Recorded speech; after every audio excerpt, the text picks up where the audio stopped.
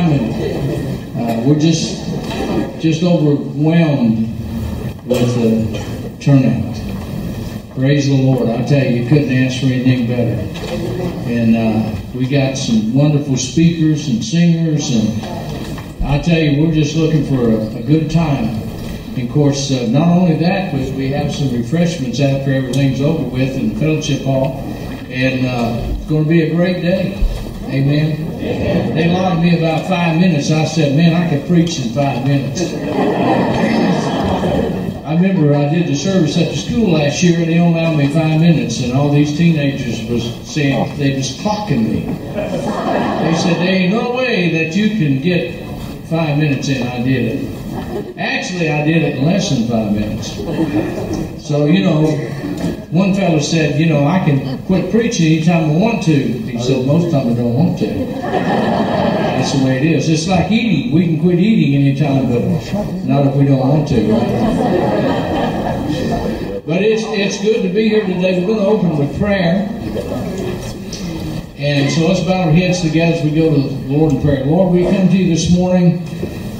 We thank you for this wonderful day, Lord. We have prayed, and I know that many of our people, Sister Molly and many folks, they have just worked diligently to get this thing moving.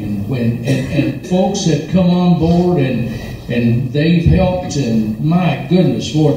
And I said the other night, little as much if God is in it. And I'm thankful this morning that we serve a God. I'm glad to say that you're alive and well this morning, and you want to meet the needs of many that's here today. And I know that we're struggling in this world with drugs and alcohol and sin. That's just what it is, but it's been around from the beginning. It started in the Garden of Eden and still here. But we're thankful today that we're going to reach out, Lord. We're praying for God to move, for you to move today in a marvelous way. And we dismissed the routine of our service, and we just want this thing to flow. We want your presence to come this morning in a very mighty way. And so we thank you today for the good things that you're going to do in our life. We ask these blessings in Jesus' name. And the church said, Amen. Amen. Amen. Praise the Lord. I'll tell you. Isn't it wonderful?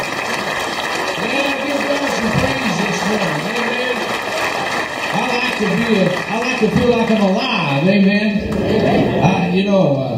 We're sometimes when I do a funeral, I don't want it to be a funeral. The Bible said we ought to rejoice when people die. You know, especially when they go to heaven. Not so much if they're not saved, but you know, God is going to give you an opportunity today. If you're here and you're not right with the Lord, I'll tell you, God's going to give you an opportunity. And I remember when I got saved, back I was 17 years old, I went rebellious. Oh, I didn't want to go to church. My buddy got saved, and he kept on to me, and I'd encouraged him to go get saved. I didn't know what I was talking about. I wasn't raised in the church. I didn't know anything about the church. I was just dumb. But I thought it was a good idea, so I encouraged him to go to the altar, and he did, got saved. And when he did, he come back and wanted me to go. I said, I don't want to go. I said, I just told you that. He said, well, you hypocrite, you told me to get saved. I said, I just told you what I thought was good for you. And I said, I don't know anything about it. You know, and so he just kept on and kept on, and he kept on so much that he made me mad. And I said, I'm going to go to church tonight. I said, but don't you ever ask me to go again. And he said, I won't if you go this one time. And I had all made up. I was rebellious. I was playing in a country band, and I didn't want nothing to do with God. So I went to church that night, and I was planning to sit on the back seat, so as soon as it was over, I could go out to church, and I could tell my buddy, and I went. Well, somehow or other, somebody got the back seat. They wouldn't know where to sit. And they wouldn't know where to sit on the second seat. I think it was about the fourth or the fifth row up that I had to sit. And so I sat there. And something happened. I never felt nothing like that. And somebody asked me in the middle of the service, the preacher, I can't even tell you what he preached on. His brother Barker, Brother Jim, you remember old Vern Barker, he preached on it when he preached about. But something got a hold of him. And before that, that's at the end. I hope that's what happens to you today. I hope if you're here and you don't know Jesus, something will get hold of you. And you're going to find Jesus Christ as your personal Savior. Not in your mind, but in your heart. And that's where it all begins. Amen. And so we want to thank you for coming. And we're glad to be here. And I'm going to end my 5 minutes. Because it's all programs, all right? God bless.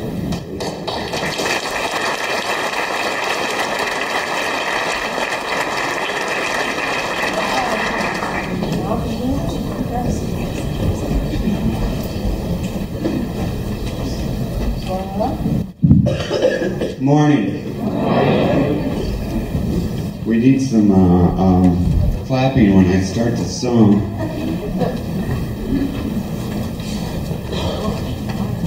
So, let me hear it.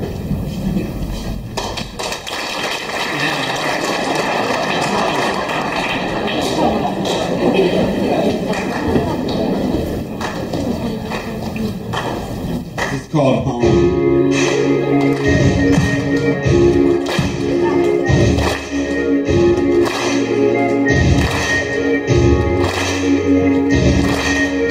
This world is not what it was meant to be. All this pain, all this suffering. There's a better place waiting for me in heaven.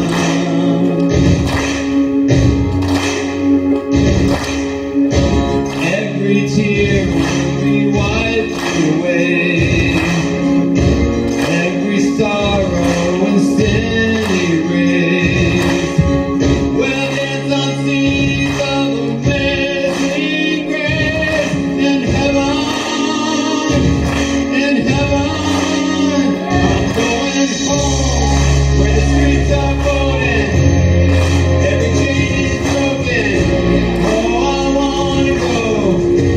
Oh, I wanna go home where the fear is gone. In your own arms where I belong.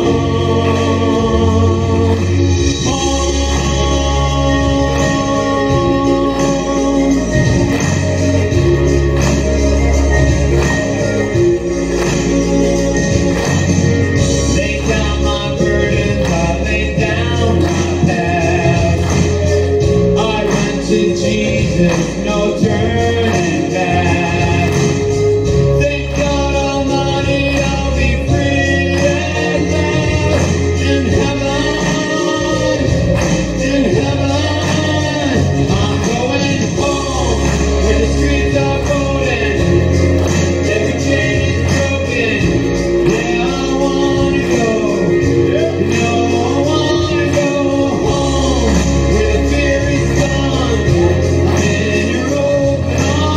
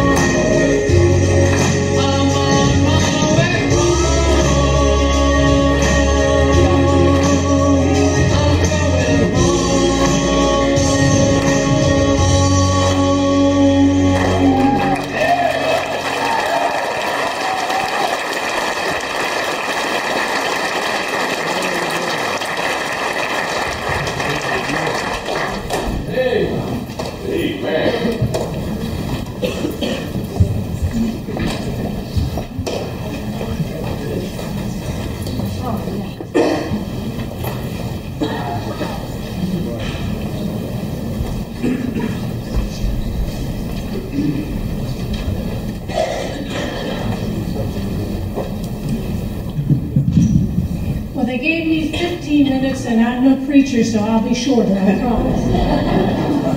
My name is Dr. Amy Jolliffe. I'm your Wayne County coroner. I've been in this position for 12 years now. And I'm going to be the dull part of the show, but we're trying to do some audience participation, so hopefully you won't fall asleep on me. Wanted to take a minute to talk about Wayne County and my portion of that, which is fatalities in Wayne County. And I do always start with two disclaimers. One is, I see the very end. I see the absolute end if you're a user. I do not see the whole of the problem, okay? I don't. So the numbers you're going to see here are not the whole problem. But the other piece I would say is, yes, we have a problem in Wayne County, but we are not alone. And we are not the worst. Does not mean that we're the best. But we are not going where anybody else in the state is not going. And the state has a problem, and the nation has a problem, and the world has a problem. But this is Wayne County's problem. So in Wayne County, your office runs with 2 people, and we take care of these cases. Last year, we looked into 121 deaths in the county. Come over here. And we took 261 phone calls about other deaths that we did not investigate. So I'd like to know who you think is dying of drug use in Wayne County. So just show of hands, how many of you would say more men die than women? There you go. All right, so the rest of you are voting women, correct? Since you're participating? Yes. All right, now we're going to do some decades. When we get to the decade that you think the most people are dying, the age of the most people who are dying, raise your hand. 20 to 30. All right, 30 to 40. Okay, 40 to 50. Ooh, we're thinning out quickly. Over 50. Okay, so let's look. In 2016, 30 to 40 was the most common age range for somebody to die. And 40 to 50 was the next, 40 to 50 was the next most common age range to die. And men, hands down, men die more often of drug abuse than women in Wayne County.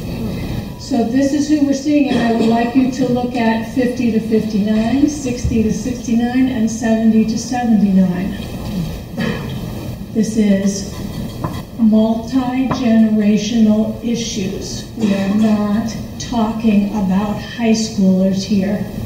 We may be talking about for getting started, but we're not talking about that for dying. Okay? So and the reason I bring that up is as a community, when we go to outreach, we need to remember that we are not only reaching out to 20-year-olds. Okay? We need to reach out to 30-year-olds and 40-year-olds and 50-year-olds because they're still involved. People often ask me, well, why do people do this? Why don't they just quit? And I'm sure you're going to hear more about that. But I wanted to tell you just a little bit about what I see, because while people die of the overdose, that's the only numbers we're talking about there, people who die of overdose. Why do people keep using? Well, one, because they never want to go into withdrawal, because it's lousy. It's worse than lousy. It's worse than the worst sickness you could think of, and they don't want to go into withdrawal. The other reason is, if they get through withdrawal and they're trying to stay straight, they don't feel well. And this is what we see when we do an autopsy on somebody who dies of an overdose. Their heart's enlarged, doesn't pump well. They don't have the energy they should. Their liver's sick. So they feel itchy skin and nauseated. Even though you make something into a liquid, when you inject it in your veins, there are certain parts of that liquid that are not really dissolved. All of those particles that are left deposit in the lungs. And they cause breathing problems, short of breath, which knocks down your energy, and you have a weak heart, and you don't feel pain. And lastly, infection, and this one surprises me, but we see it routinely when we take a look. Many users have pockets of pus, little abscesses, all through their body. Lungs, brain, liver, kidneys. If you can imagine having an infection that just brews in there all the time. And these are the things that we are trying to support somebody through. You have to go through a time of feeling really lousy until you will feel better again.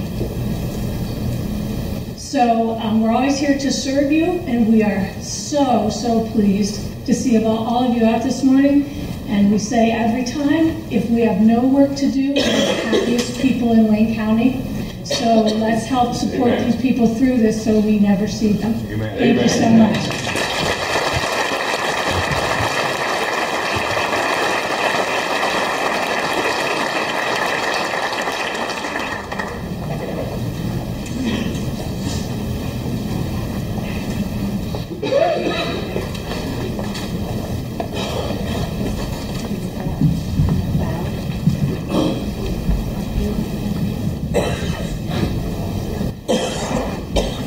She's nervous.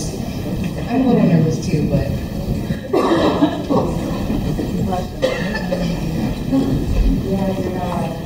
you're not allowed to hide.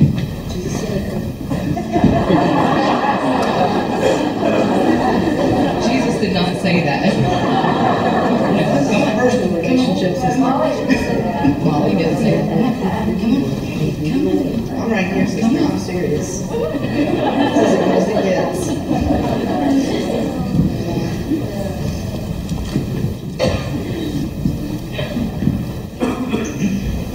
You ready?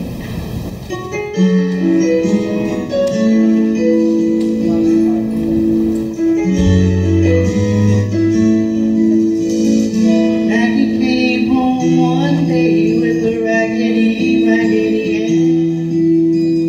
She said, "Mom, look what I found in the neighbor's garbage can.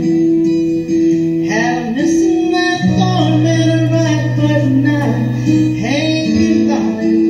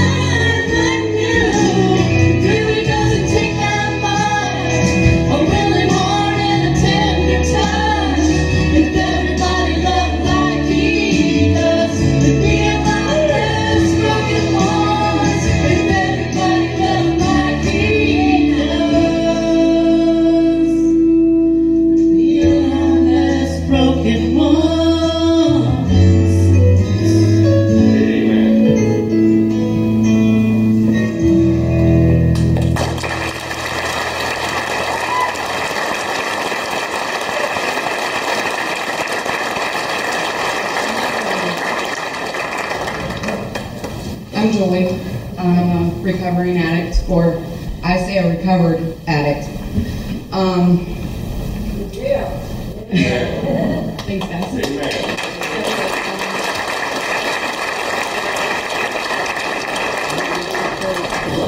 I'm a baby. I have 2 older brothers. I'm going to try to do this. I'm pretty nervous. I've never even done a lead in a room, and I'm 23 months sober today.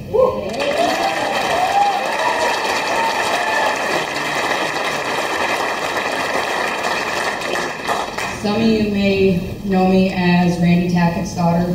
Some of you may know me as Charlie Likens' daughter. Some of you may even know me as Ronnie Edwards' daughter. Either way, October 9th, 1996, my world kind of fell apart and I walked away from God.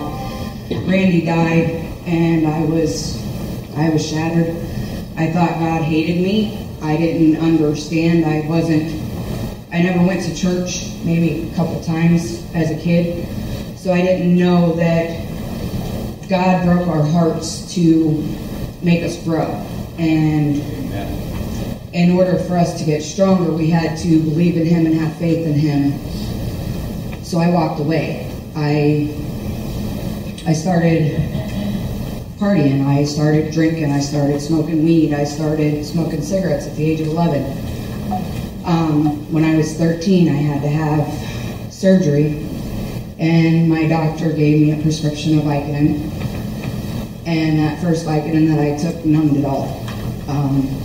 I didn't have to feel anything, no physical pain, no mental, no emotional pain. And that was all it really took. After that, I continued partying. It wasn't too bad, just kind of drinking and smoking weed.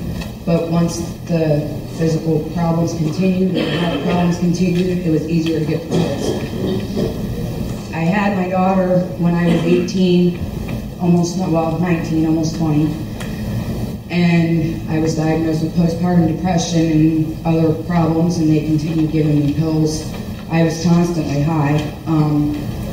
I was at a point where I didn't even know my daughter's name half the time. Once I got pregnant with my son, they actually, for 8 months of my pregnancy, they had me on Vicodin. And I took myself off for the last month because I didn't want to come out addicted to them. 2012, maybe 2013 was the first time I tried heroin. Because it was cheaper to get than it was anything else. And I was hooked on it. It didn't take much. It stayed that way till 2015. July 11th, 2015, I overdosed. Officer Miller gave me 2 shots of Narcan, and I was at the hospital, and Wadsworth PD showed up and said they had a warrant out for my arrest for an unrelated, it wasn't related to the overdose, but they took me to Medina County Jail, where I sat for 45 days. 2 weeks into that, after realizing that I had no control over the situation anymore, I went to the Sunday service, and the woman that was there, her name was Margot, I think. She spoke Psalm 51 with me, the repentance prayer. It's the best feeling in the world. Hello.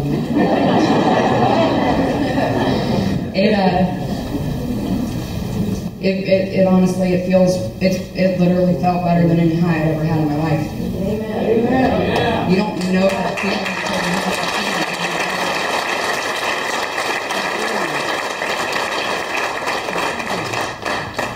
feeling. I know that it's hard sometimes to walk away from the drugs, and it's hard to believe that you can actually come back and that you can learn to follow God, but it doesn't take much. It takes one prayer for Him to see that you're ready to give up, because He brought me out of that pit.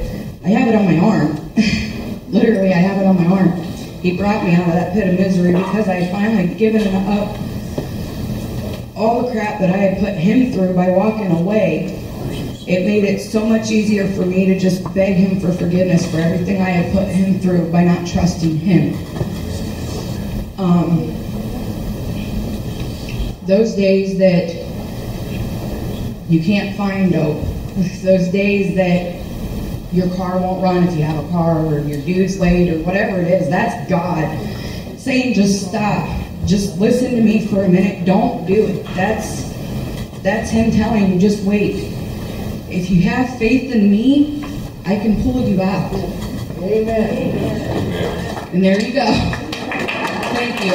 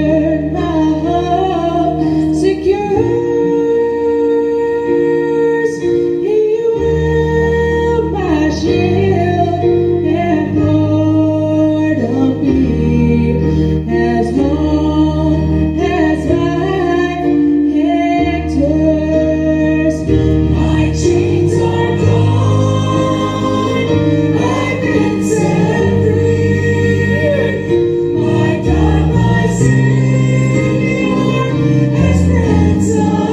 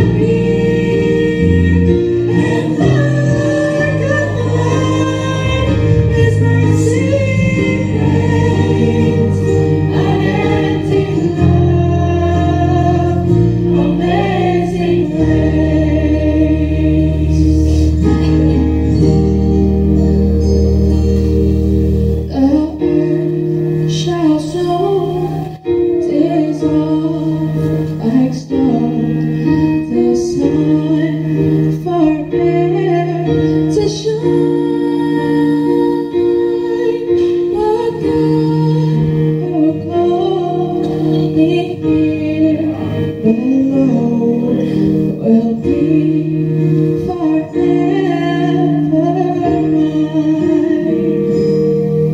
Will be forever mine.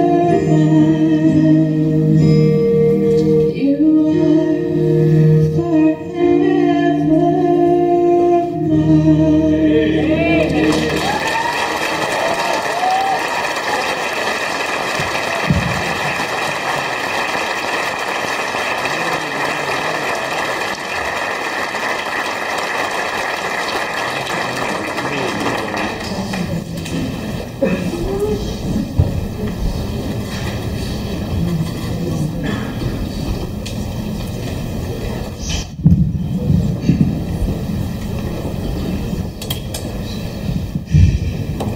Marvin, Taylor, Roy, Lori, Matthew, Michael, Bethany, Adam, Aaron, Leah, Joshua, John, Curtis, Brian, Johnny, David, Rick, Valerie, Dale, Dylan, Brett, Justin, Donnie, Terry. Their sons, daughters, they were fathers, they were mothers, they were grandpas, grandmas, sisters, brothers. They were all loved, and they all lost their battle to drug addiction in the last 3 years. Hey, I'm a small-town funeral director, and those are 24 names that I have dealt with in the last 3 years. 4 or 5 years ago, Amy Jolliffe said the epidemic was coming. And she was right. She was right. And while many of us choose to deny that as a small community based in faith that we have a problem, we do. You know, while my involvement comes after Amy's, Dr. Jolliffe's, and death. You know, it's the stories of death. Death of hopes, the death of dreams, the death of family relationships. It's the hell that addiction puts people and families through that is the most troubling. For the victim, though, most families will tell you that they have finally found peace because they don't want to be on drugs. But it's the families that deal with trying to come with an answer to the problem. It's the families that search for peace. And that's why we're here today. The people that live the hell of addiction is what brings us here today, because it's the Mollies and it's the Jim McComases and all the people that have battled drugs with family and friends. Every time I have to deal with a death, I usually go home and tell my now 16-year-old son, don't do drugs. And the response is, oh my gosh, Dad, really? And the answer is, really? Because that is the simple cure. But that's easier said than done. As Julie said, because there's always a story, and I've heard them over and over. It was the shoulder surgery that got him hooked. They started hanging with the wrong friends. They went through a divorce, a death. Family troubles are a hardship. In reality, I wonder if we're able to really stop the drug issue, and I think we're not. Our issue is, how do we treat it? And not being a medical professional or a therapist or even one that has lived it firsthand, I can only speak of the treatment process from a community side. It does take a village, it does take a community to deal with this problem. I came up with a couple things. First of all, don't ever say your kid or whatever relationship you have will never do drugs. And if someone comes to you and says your kid or someone you love might be doing them, chances are they are. Deal with it now, because it's not going away. Don't be embarrassed.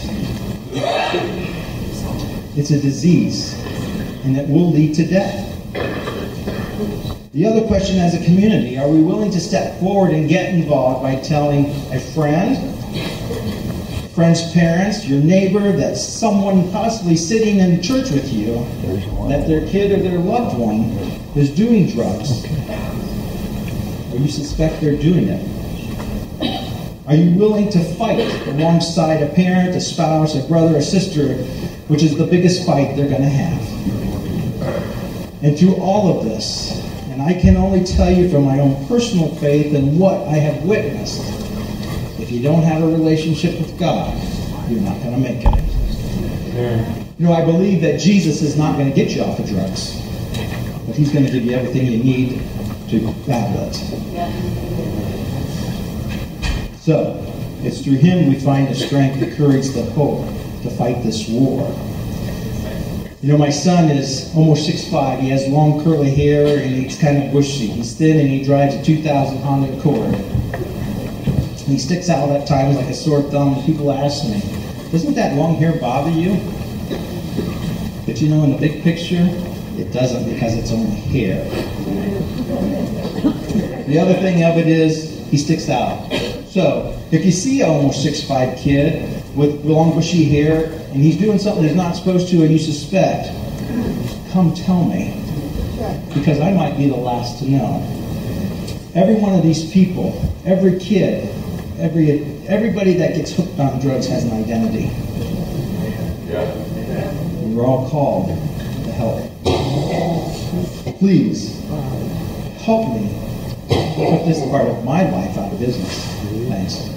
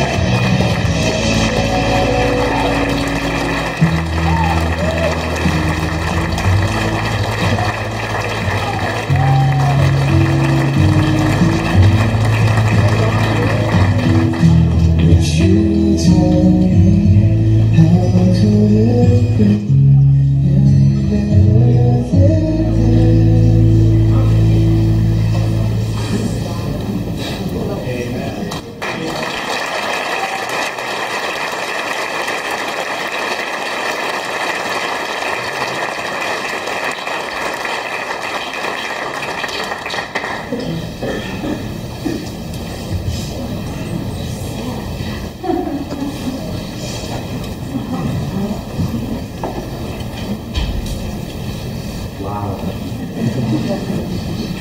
Praise the Lord. I thought there was no hope. Can you hear me okay?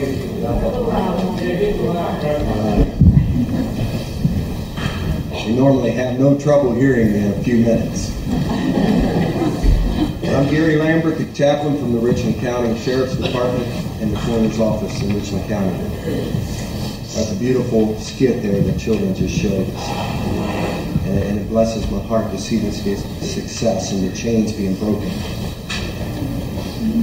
But this morning I come to talk to you about a boy that we named Leroy.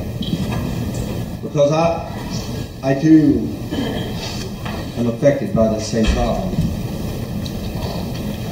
I've been a pastor for nearly 30 years, and a few years ago we had an impact service, a lot, in the form of this one right here. And I told our church, we put the church band, the coroner's band, and a hearse, except we put the casket in the hearse. And I said, somebody's got to go get Leroy. And it seemed to just spread. And it blesses my heart today to see so many people concerned to help folks fighting this enemy today. And I call it the devil's drug. That's what I call it.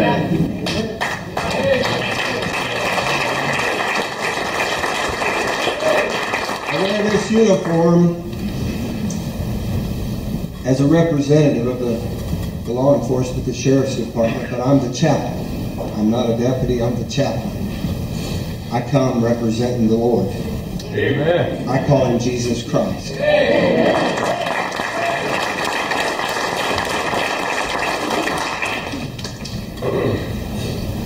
When the opportunity arose for me to be a chaplain, I went through the interview process. I met with different ones in my resume, and they interviewed me and talked, and I went back and talked. And at the end of the interview, the sheriff of Richland County, he said, do you have any questions or anything that you want to say to us? And I said, because they kept referring to me as pastor. And I said, yes. I said, you seen my last name on that application? And he said, yeah, Lambert. You're Lambert. I said, I wanted to tell you up front that I am one of them. And he said, and he started naming off the names of my family that he knew very well. One of them, they shot. He had killed a man in Norwalk, and the police department had shot him running the day after in Mansfield. He was trying to get out of the window. And he said, are you that Lambert family? I said, I am one. But I said, I want to tell you that in 1983, there was a little voice spoke to me, and it turned my whole life around. I had already been in the jails, I'd already been in the system, but there was something happened that turned my life around. Julie, you know what I'm talking about. When I seen Ken and that RR really recovered. Really recovered. I went to Serenity Hall, to the mental hospital, and they had told me that I'd be recovering the rest of my life, and I would be on a wagon. But I got good news for you this morning before I tell you about Leroy.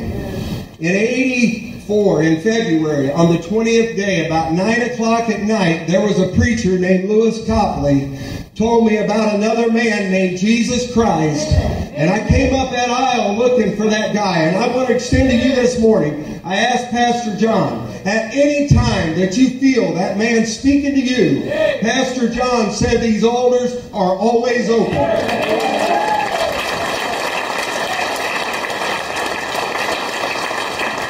There was something happened and I turned. And I am still part of the Lambert family, but I got in another family. And I was really recovered. Because they told me I would be on a wagon. I'd be on fall off the wagon. I'd get on the wagon, I'd fall off, and they kept referring to a higher power. Well, I was raised in church. I was raised, your road's called Mennonite out there. I was raised like a Mennonite. I was of the most conservative group of people. And I thought, but I knew religion, but I did not know salvation. I didn't know Jesus. I knew all the do's and don'ts. But I met a man called Jesus that night, and he turned me around. And I want to tell you before I tell you about Leroy, I am not on a wagon tonight. I don't get on it off. I am on a rock. His name is Jesus. And this one that I'm riding with is on a ship, not a wagon. And I am headed to heaven. Praise the Lord.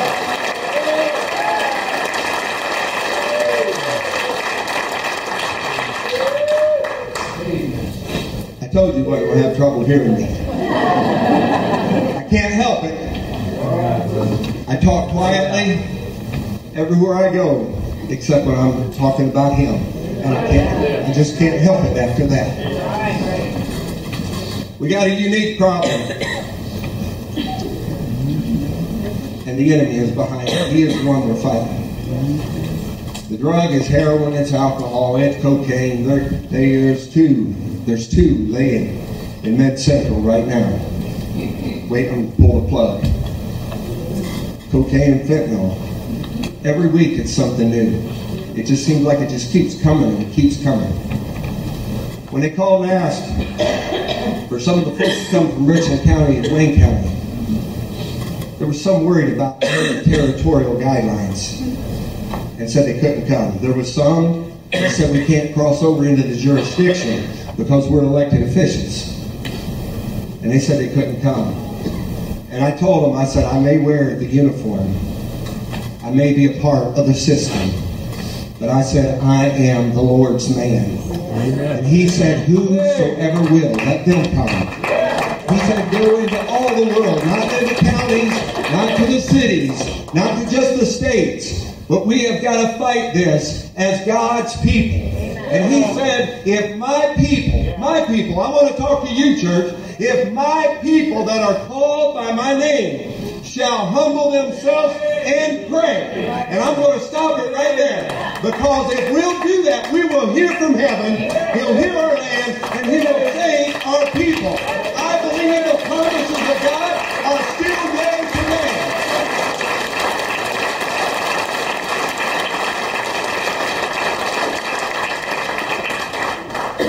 There was a quote that I found.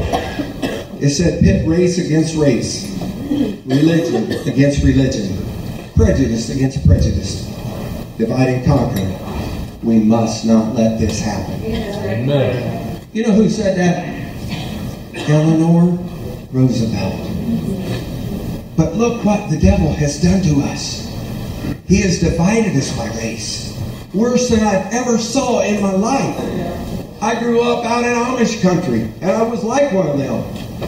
But he has divided us by color, by our origin. And look at the shape that our country is in. Not Wayne County, not Richland County, but the United States of America, the land of the free, the home of the brave. Divide and conquer. Simple process that we're going through. What did the Cavaliers do? What do they do when they want LeBron to go to the basket? They spread the floor.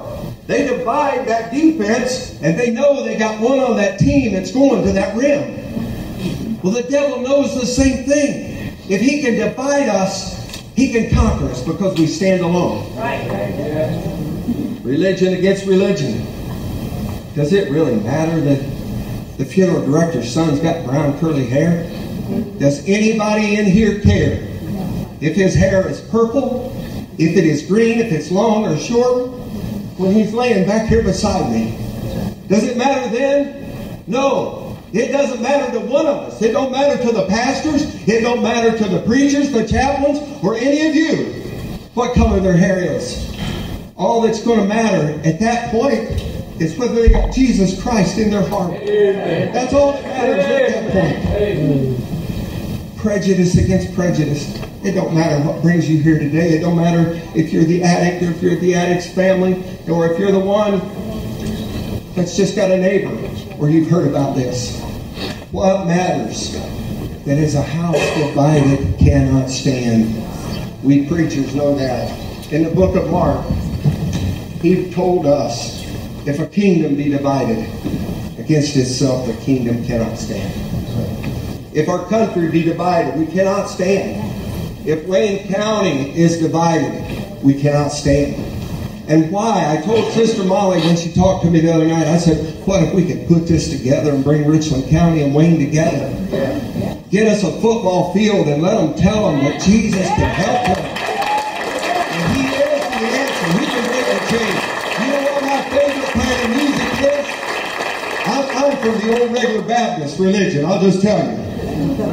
But my favorite music is heavy metal. Heavy metal. Not the kind that you think. But it's the kind when these chains start falling. That's the music to my ears, and it's unmatched. And so this morning, let me encourage you that a house divided cannot stand. A kingdom cannot stand. A country, a community, a family. And what does the devil do? He divides us, don't he? He divides us very easily.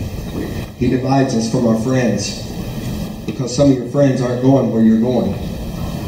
Then he divides you from your family. Then he divides you from God Himself. And then, my friend, He divides you from you, don't you?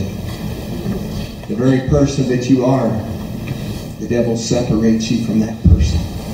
And you become somebody else.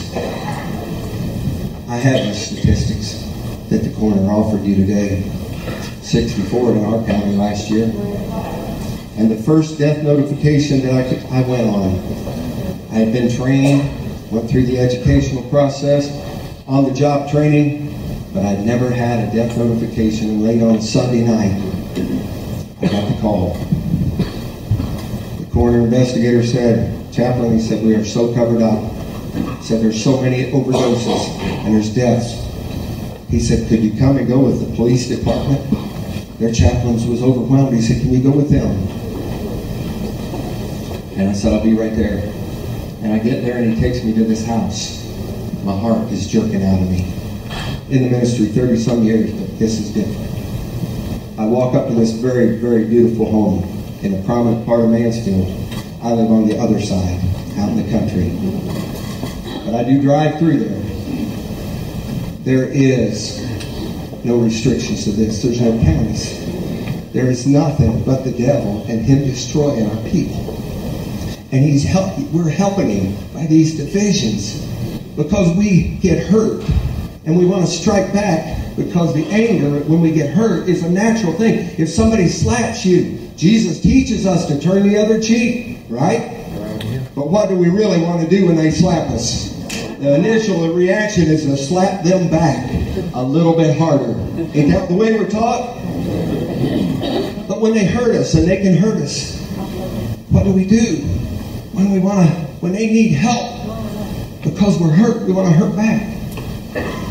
A man told me one time, he said, Gary, it wasn't a man, it was my brother, my younger brother. He said, loving me is like holding a hot pan. He said, it's going to hurt you. And he was clean for 2 years. The last time I spoke, 2 months ago, he was sitting in the crowd. 1 year and 11 months clean. This morning, he's not clean. And I told my sister, I said, don't be mean to him. Keep loving him. Hang on, even if it hurts. Because that's what loving the addict is. It's going to hurt you. It's going to hurt. But if we let go, they're going to fall. And people say that they have to hit the bottom. Sometimes the bottom's in a grave. And it's not where we want you to hit.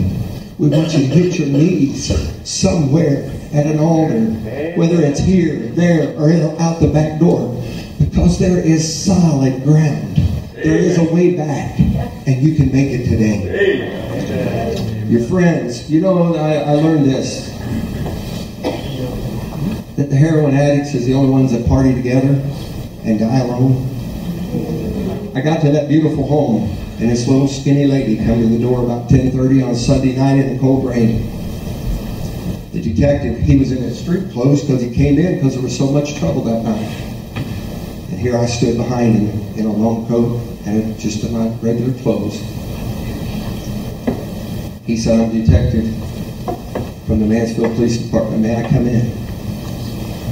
And I seen her start to shake. She was a little petite lady. And she started quivering. And she opened the door, and the detective said, ma'am, can you sit down? I'd never been to one of these before. These were success stories we heard from Julie. That's Kit. That's a powerful word. But I want to be real with you this morning. And what I'm going to show you in a few minutes is beyond real. And if you'd like to take your children out, feel free. Because this is reality. This is the other side. I am not the coroner. I'm the coroner's chaplain. I am not the deputy. And the law is not your enemy.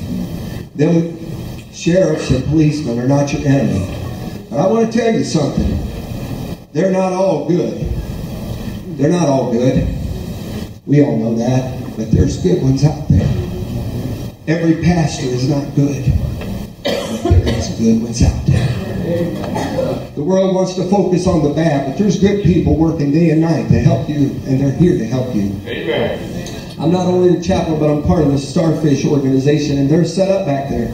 Stan and Valerie are relentless to help you, and they will come and help you set up and help you in any way they can. And there's people everywhere doing the same thing. The detective told the mother, I remembered the first three names: Rick, Andrew, and the mother. And I walked in there and I let their last names go because I wanted to remember Trudy. That was his mother's name, Trudy. Little skinny lady, about 60 years old. And he said, ma'am, he said, I'm sorry to tell you that your son Andrew is dead. He overdosed about 45 minutes ago and he's dead. And she said, yeah, he just went to his dad. That's what she said to me, and I'm standing behind him. First time I was ever in this situation. Said, yeah, he just went to his dad's. I loaned him a car. He'd been clean for 9 months. She said, ma'am, I'm sorry to tell you, but he's dead. He overdosed, and told the address. And she said, he's been doing real good. He's got a job out in Menards Lumber Company, and he's doing real well. And I'm thinking to myself, don't she hear him say, Andrew's dead? He said, ma'am, your son's dead. And she said, he's doing real well. And what did you say, sir? He told her 6 times. And then all of a sudden, I heard this wail. And it came from way down. And she just went all to pieces. 6 times. You say, why would somebody put their parents through that? Let me tell you, moms and dads, why would they keep doing it if they know they're killing themselves? I've been told that the pain and the suffering and the trauma and the mental turmoil and the purgatory they go through, he said, Gary, death is a relief. You don't understand that. It is a relief to what I face every day. And that's the truth. They need our help. They need to hang on to the pain. They need to keep reaching out and to keep loving them. Yeah. Don't be mad at them. Right. They're as mad as you are. And they're fighting their way back. I stepped in. The detective went to call the father. They were divorced and he lived in another little community. And I just stepped right down. I didn't know. I forgot all about all the training I had. And I grabbed her by the hands and I said, Trudy, can I pray with you? And she said, please do something. Please do something. And she just kept hollering that. And I grabbed her hands and I started praying. And I've started every prayer the same way. Oh God. Oh God. And I just let her roll. And when I was praying, she stopped crying so hard. And suddenly I seen her, I felt her hand. She buried her face in my hand. And it stopped shaking. And I ended that prayer. I stayed until her friend come. Trudy, Rick, and Andrew were the folks' names. I stayed till her friend came. I told them I'd have them in prayer. I wrote her name down beside my bed so I could still pray for her last night. And I went home, back to my family. The next day, I found out their last name. I didn't meet his father. But you know who his father was? About 35 years before, or 40, he was my first Little League baseball coach. It was Rick, his coach, Rick. Trudy was the pretty lady that was a grown-up when I was 12. I thought, man, I wish I had a girlfriend like her. And Andrew was their only son. That's the reality of what the devil is doing to our people. Church, we have to unite. Physically, mentally, and spiritually is the dilemma we're in, and that's the fight we're fighting. Body, soul, and spirit. That's why it's so complex. It's so hard. That's why I like to hear really recovered. Because it can take care of them all in one big sweep. And that's what it takes.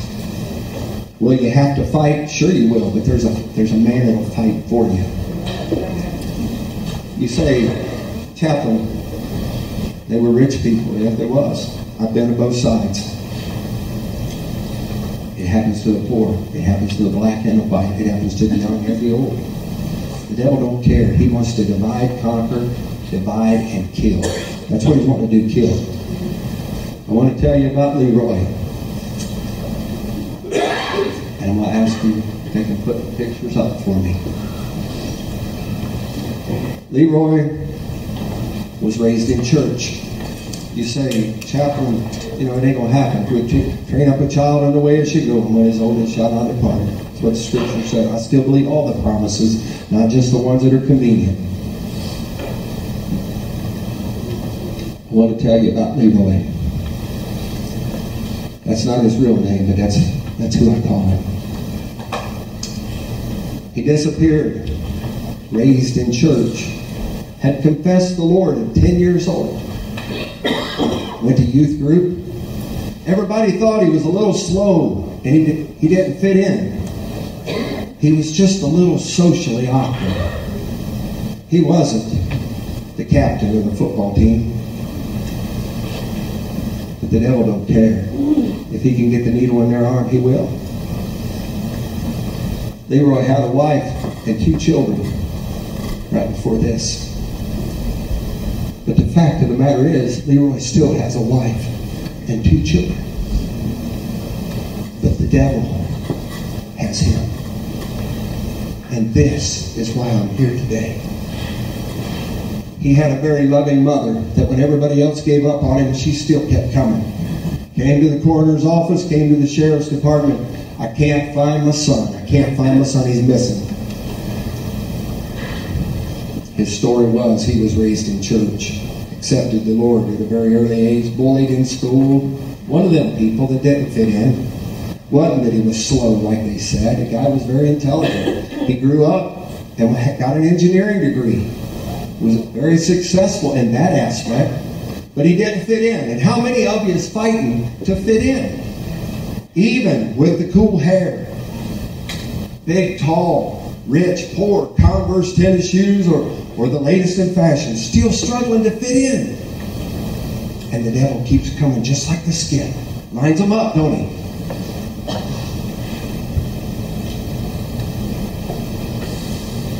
Week after week, Leroy went to the altar. Week after week. True story. As he grew through his teenage years, he kept going to the altar every Sunday and praying. He'd get in trouble, he'd just get up and come to the altar. And when he did, the pastor finally said, Son, the Lord will help you, but you're disrupting this service. You got to quit coming up here during the middle of the service. And I am sure that pastor's intentions wasn't bad. But don't we get tired of the drama and the turmoil and the struggle when we can't find an answer? Don't we all? Aren't we all the same? You get frustrated, and then you let go of the pain because it's hurting, it's hot.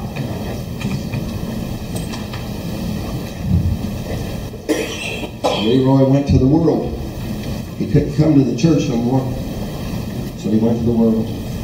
And you know who accepted him? That last one on the end of the skit with the needle. I don't know who it was that gave it to him, but I can tell you who it was that was behind it. And we all know. Yeah.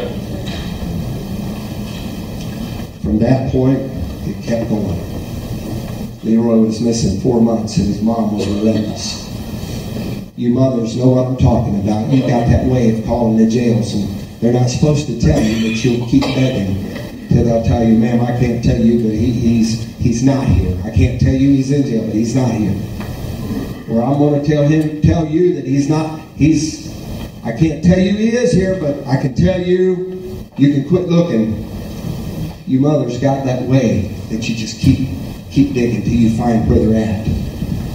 And when they get locked up, some of you know what I'm going to say. Don't you sleep at night? Because you know that you're going to struggle if they get it in there. This is the reality. All these other skits are great, and that's the way out. And I'm sure the preacher's going to tell you more about this. But I just want to finish this. 3 months, this lady come to the coroner's office and called the investigator. He said, I can't find my son. Can you help me? He said, ma'am, we're doing all we can. But if you will offer a reward, somebody will tell you where he's at. You see that wooden fence? Right on the left side of that screen, there's another wooden fence. He was hanging between 2 privacy fences. Had been there for 3 months. They offered $500 reward. His mother got the money together. And in 48 hours, the people that he partied with told him where he was hanging.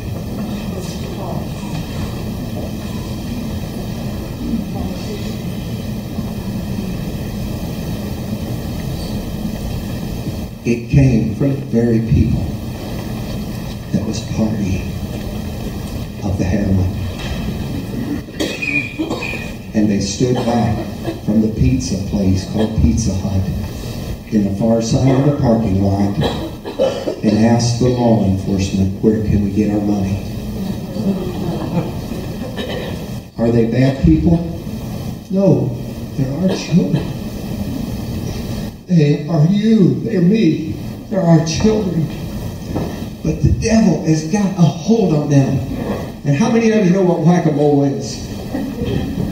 That little game where the mole pops up and you take that hammer and you hit it. And we've been doing that for the last few years. It jumps up and I bust it as hard as I can. I go at it, everything I got. And it drops back down and it pops up. But the problem that's driving this is not the moles that keep popping up. It is the enemy that is powering this from the bottom. Amen. And when my people that are called by my name humble themselves and pray, when we get down on our knees, we're getting right down to where the problem really is. Not these Leroys that's hanging here, that's popping their heads, or the ones across the parking lot. The devil is the ones that's driving this, and we have got to get the Lord to pull the plug on him. And so this morning, let me encourage you. Don't let them go. Don't let the devil divide you from them. They need you. We need you. I need you. And I want to finish this morning with this right here. This lady was in my church, and I got some of the Impact Service videos in my Bible cover. And I was looking at it this morning, and I seen Sarah in the video come across the front and sit down.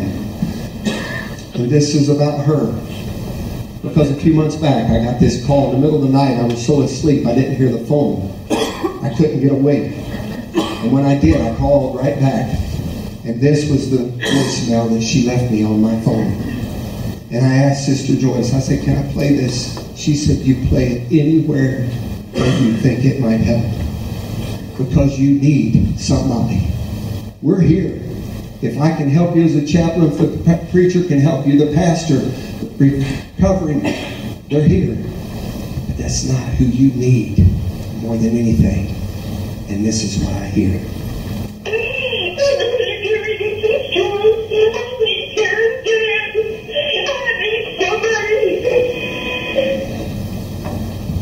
You need somebody this morning, because it wasn't a thing. Sarah was dead, and she needed somebody. You need somebody.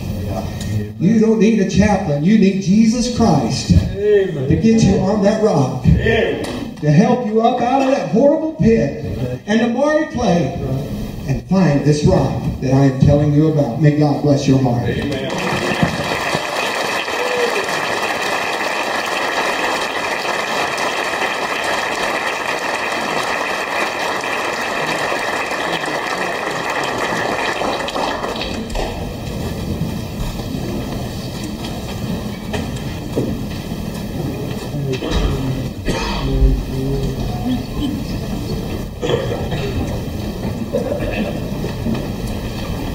Well,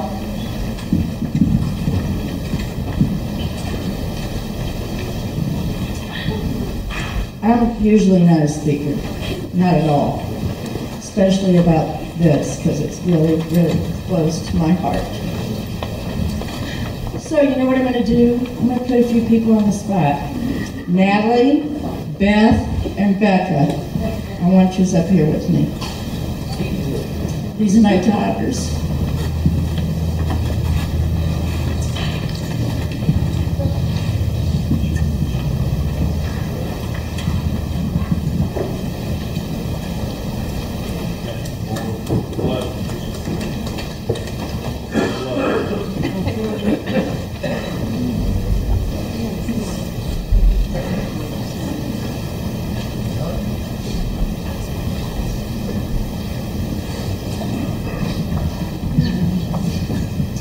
Greg, you can start, or Bethany.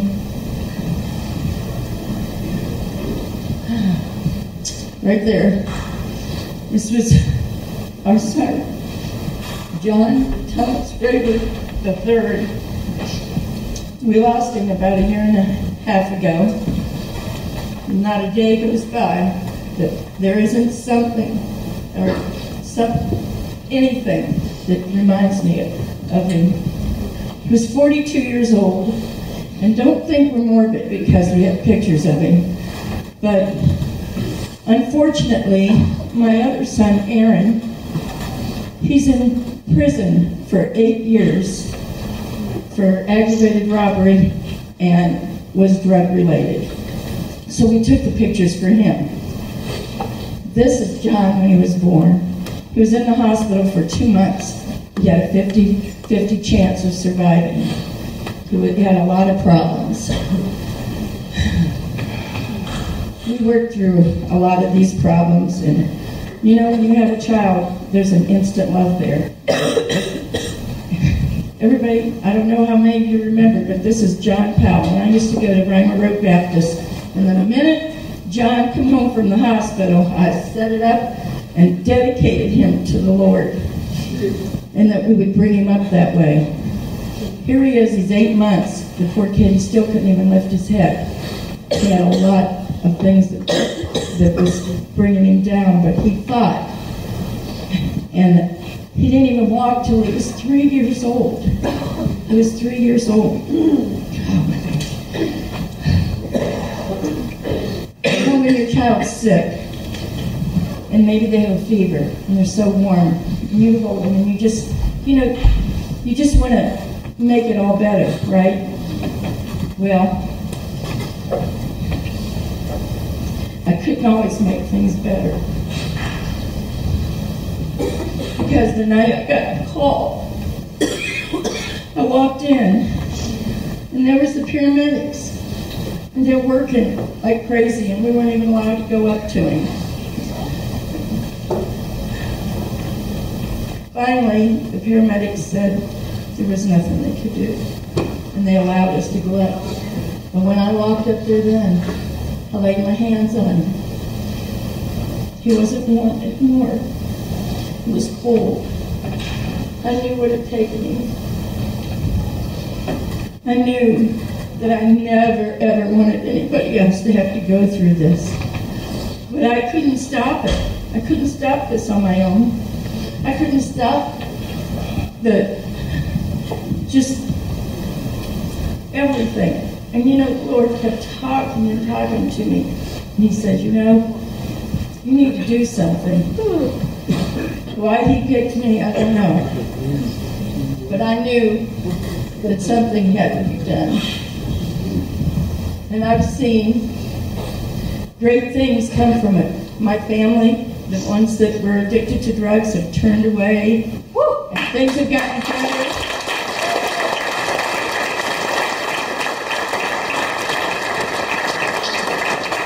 And this is what I ask of everybody, to break those chains.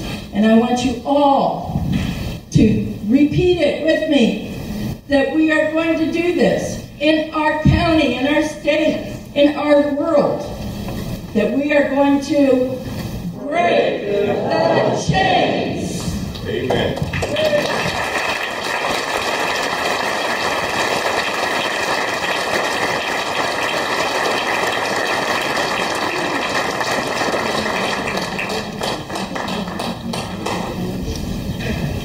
Okay. Oh, by the way, I'm Molly Draper.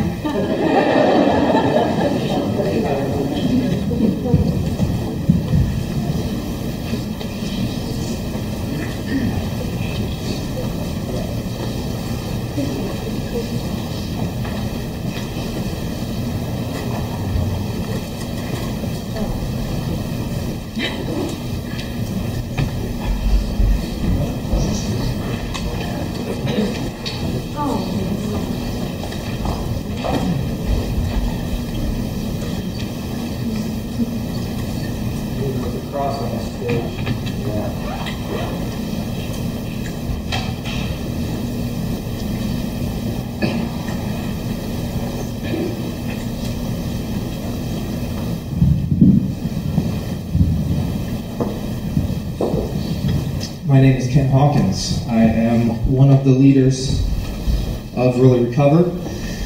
And I'm going to ask you guys to pray with me right now. I'd like to start that way, right? So I'm going to boldly walk into the throne room. I'm going to take the position that I should take when I do that. I'm going to ask you guys to pray with me.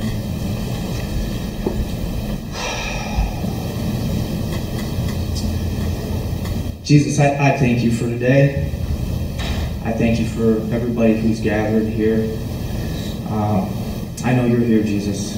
We need you. We don't just want you, we need you here. I need you to speak through me today. I don't want to just deliver another message. I want my words to be your words. I ask that you go before us and open the hearts and the eyes and the minds and the ears of everybody in here that needs to hear. I want to experience you do something supernatural. I want to experience you just do something in here that only you can do. In Jesus' name, amen.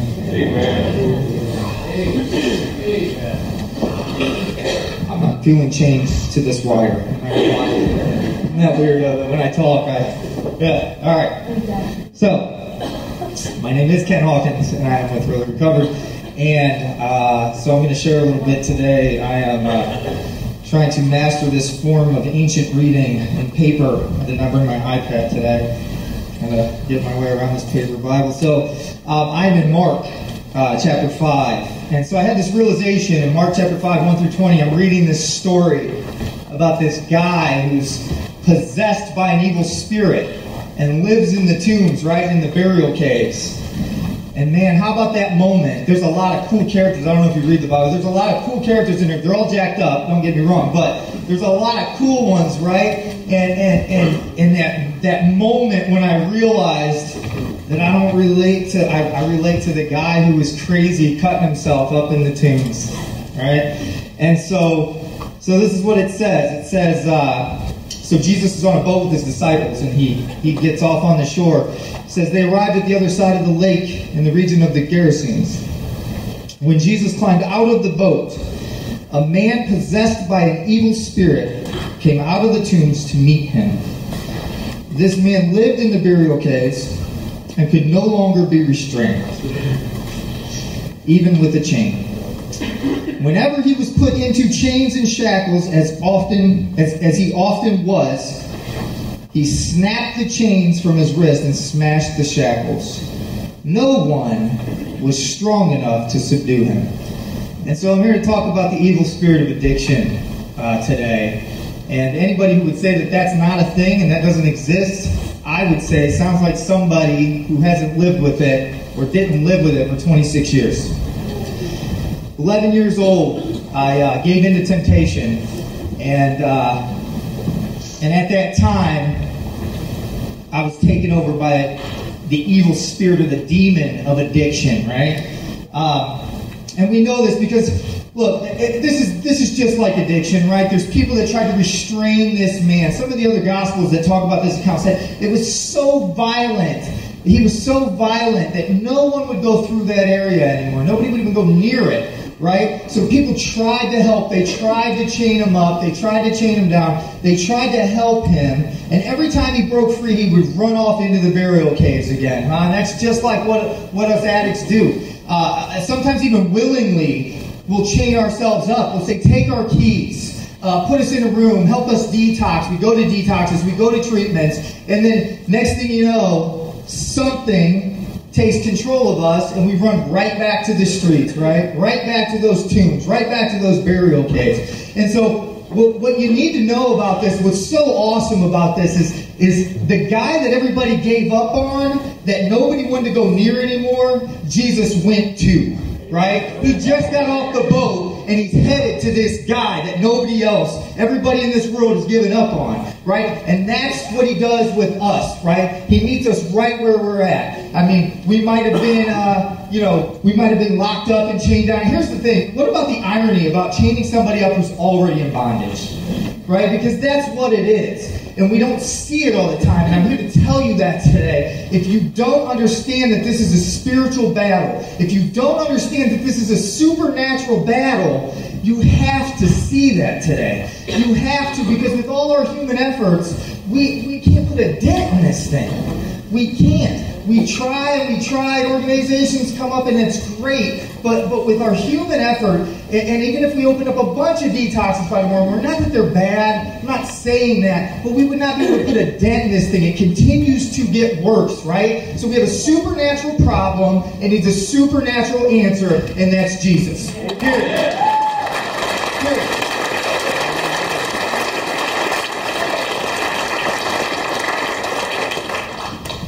So here's the thing. It talks about this a little bit in Luke as well, right? When they put the chains on him, the shackles on him, he simply broke them and rushed back out into the wilderness.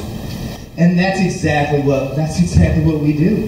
That describes addiction. That describes addicts. I don't know who's in here. I don't know who knows what I'm talking about. If you're an addict or you're struggling with addiction, you know you have an evil spirit of addiction. I know you do. And if you're struggling right now with saying, I don't know if there is a God kind of thing, I know you believe in the demons.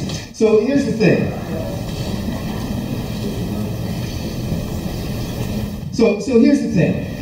So when Jesus was still some distance away, the man saw him and ran to meet him and bowed low before him.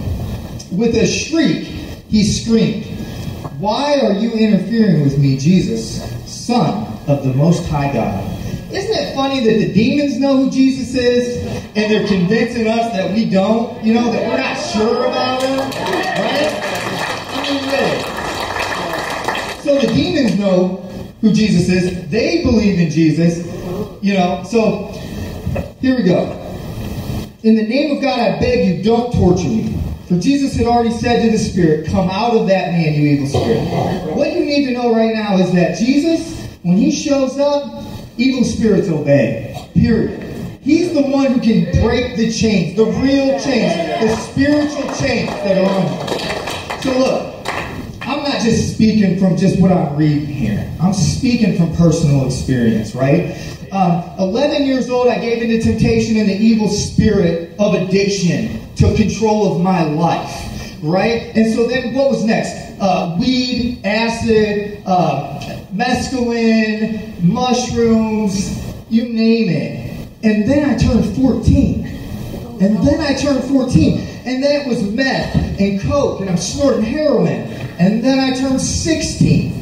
Right? And so think about who would do this. Who would live in the barricades? Who would choose to live in the streets? That has to be somebody who's controlled by something that's out of their control. But what you need to know is it's not out of Jesus' control. Amen. He can take care of it. Amen. So 16 years old, Christmas Eve.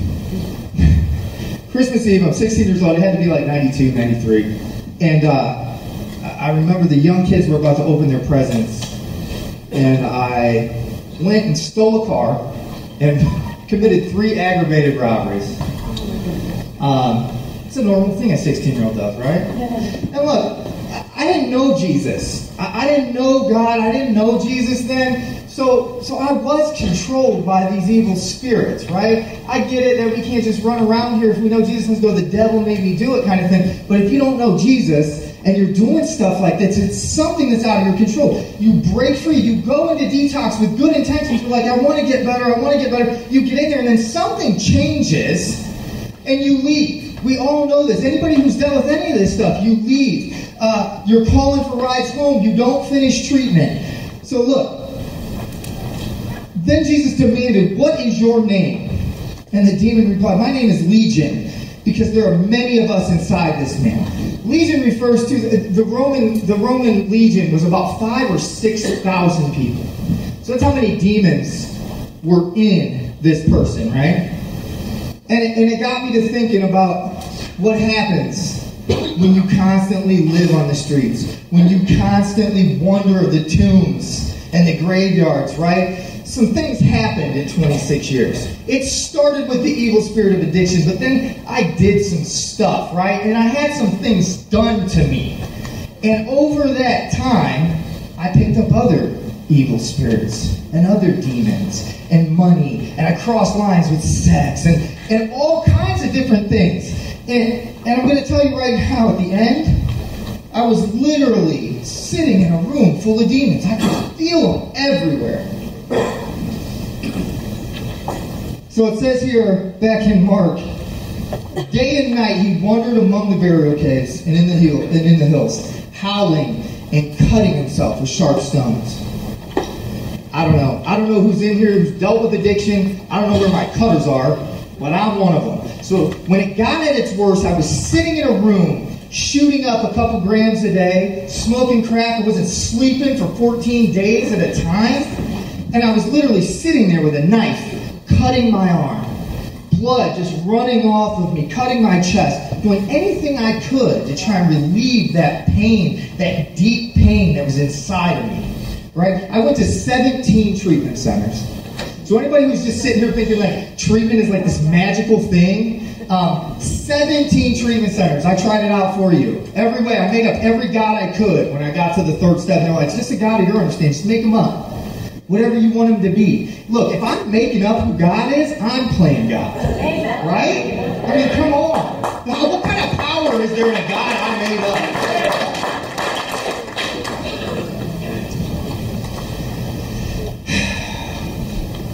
So there happened to be a large herd of pigs. Oh, I don't want to miss this. Then the evil spirits begged him again and again not to send them to the bottomless pit. The demons actually begged Jesus not to send them back to hell. How bad do you think that is? How bad do you think that is? The demons don't even want to go there, right? I'm telling you right now, I heard this, and I understand this, and this is what we think as addicts. And what you need to hear right now as an addict, if you are one and you're struggling with addiction and you're still using, we do think at that moment that death is going to be a relief. But you know what? Chances are it's going to get a whole lot worse. Right? I mean, literally jumping out of the pan into the fire. Really. I mean, we think there's something better. And that's why I always cringe a little bit. People are like, well, they're at peace now. Maybe. Yeah, who wants to find that out, right? I mean, the demons don't even want to go there. So Jesus, there happened to be a large herd of pigs feeding on the hillside nearby. Send us into those pigs, the Spirit begged. Let us enter them. So Jesus gave them permission. It's funny, sometimes Jesus will let you do what you think you need to do just to get the result he's going to get anyway. The evil spirits came out of him and went into these pigs, and an entire herd of 2,000 pigs plunged off the hillside into the lake and drowned. 2,000 pigs couldn't handle the demons that were in one man. Right? So this is exactly it, right? This guy's freed. He just freed them. That's exactly what happened. I mean, look at what happens here. Everybody else is trying to subdue the person. Everybody else is trying to focus on the drugs. I'll tell you right now, Satan would love us to think there's a war on drugs so we don't have a war on him. Period. Right? If we can get us focusing on drugs and running around trying to do this next thing and come up with this next pill and this next, I don't know, substitute or any of that stuff, we're not focusing on what the real problem is.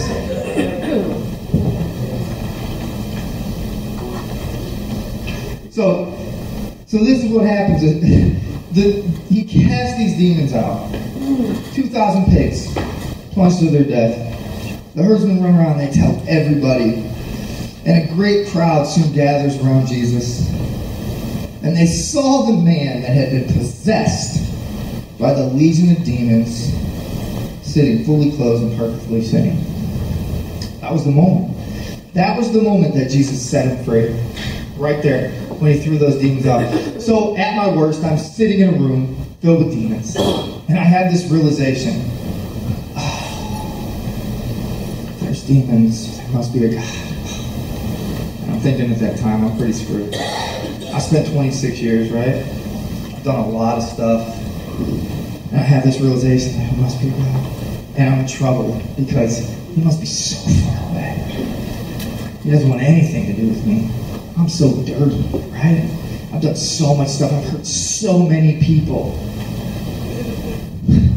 And in my desperation, as I sat there, I tried to commit suicide through overdose. I'm not going to lie. I spent $50,000 in 3 months just trying to kill myself. And at the end of it, I ended up with another felony, out on bond, sitting in the same room. I was still alive. And I remember being so pissed that I was still alive. Because I thought, like a lot of the addicts do, right? It'd be better if I was dead. I know now that's not the case. You need to know that's not the case. The torment you have now gets a lot worse. So, I'm sitting there, surrounded by these demons, pocket full of dope. I'm drinking a fifth. Literally drinking a fifth. And I had this realization. So, in desperation, like, when I had that realization, I called out to God from in here, right? And I said, if you're real, because I know he's real now, but he doesn't want anything to do with me. So far away. He must have left so long ago. If you're real, come back and show me what to do. And he said, I never left. And that room cleared. That room completely cleared. And I fell on my face. And I didn't choose to. I'm going to tell you that right now. You come that close to the presence of Jesus, and you will fall on your face. You will lose control of your body. You cannot stand in his presence. And the demons were gone. I mean, I was free. That one step, not 12. One. Anybody lazy like me wants to do one instead of 12? I don't know. I don't like cardio. The less steps I have to do, the better.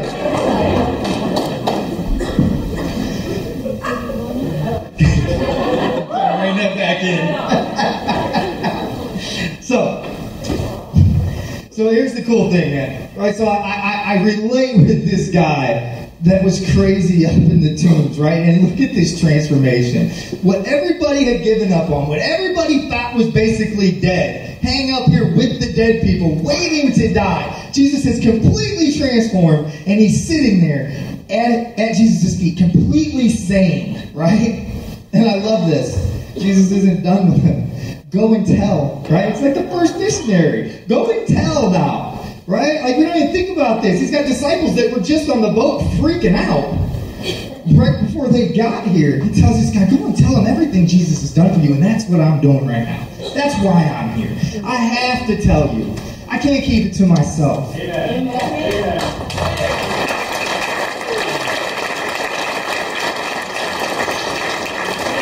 So here's the thing, if you're here and you're struggling with addiction, like the gospel of Jesus Christ, look at this cross.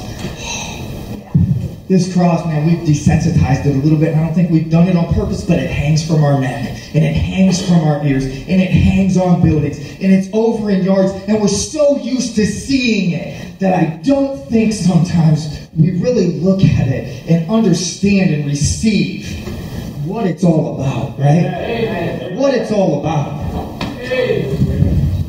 So here's the thing. The gospel of Jesus Christ, it means good news, right? It means good news.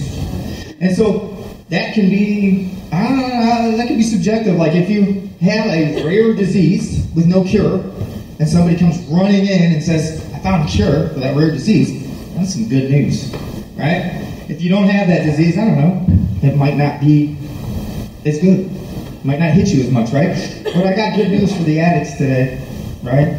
I got good news for the addicts because this cross, man, like picture this cross, right? Picture the person that you love the most, right? Or one of your kids, the person you love the most on this earth, and picture them sprawled out there right now. And I start nailing into their hands and their feet. And everybody in here is going, kill them! Kill them! I mean, that's what happened here. God did that with his son. And he did that so we could have freedom. If we'll put our trust and our faith in what happened there. Right? So I got good news. No matter how dirty you are, no matter how far from God you think you are, especially as addicts, we do a lot of stuff. We do a lot of stuff. So here's the thing. In Colossians 1, 19 through 22, I think. This is what it says. For God in all his fullness was pleased. Think about that. He was pleased to do it. He was pleased to live in Christ.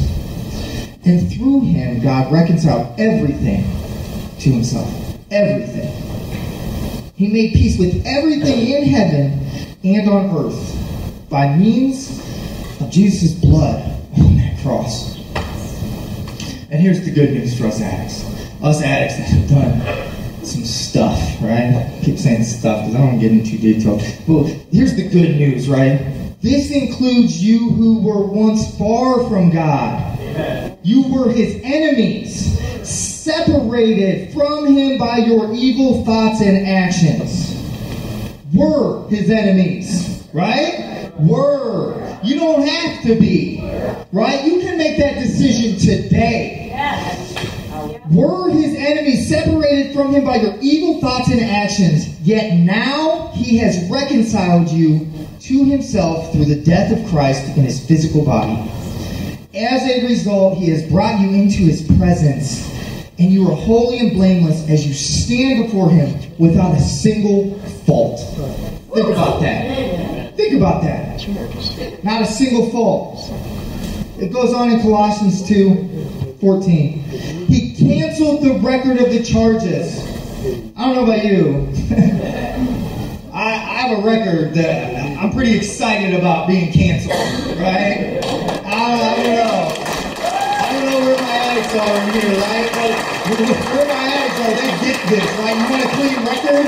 I know I do. I'm glad I do have one, right? He canceled the record of the charges against us, and he took it away by nailing it to the cross. In this way, get this. Here we go. Spiritual battle, right?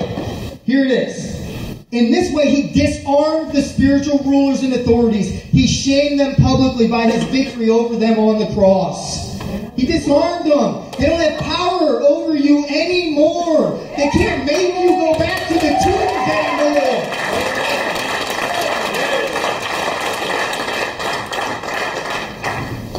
So that was it. That was it. I surrendered my life to Jesus, right? Not a fairy tale prayer, I mean, yes, I had to, I believed in my heart, I confessed with my mouth, right?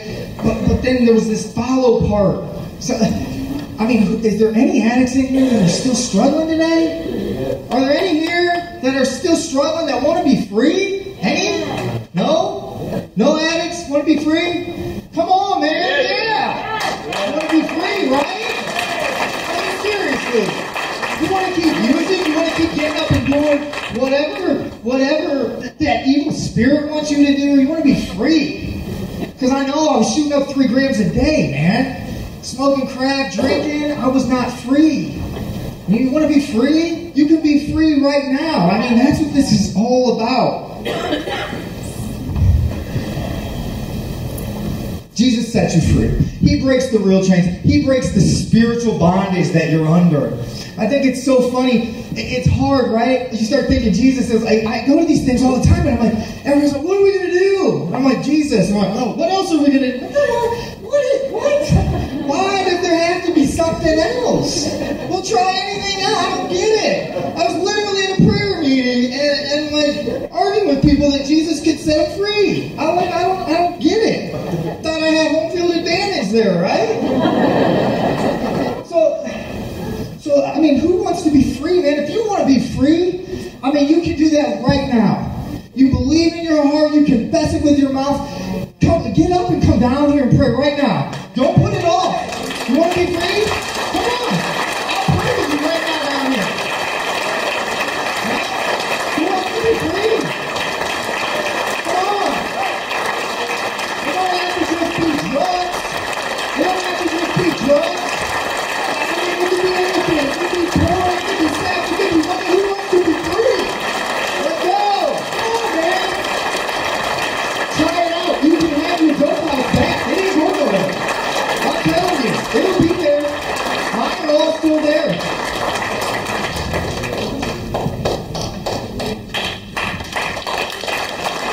Come on, freedom!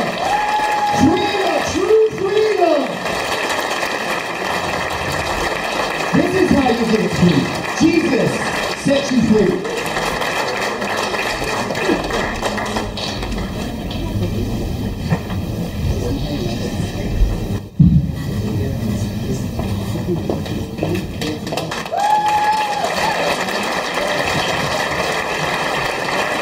Jesus is the answer.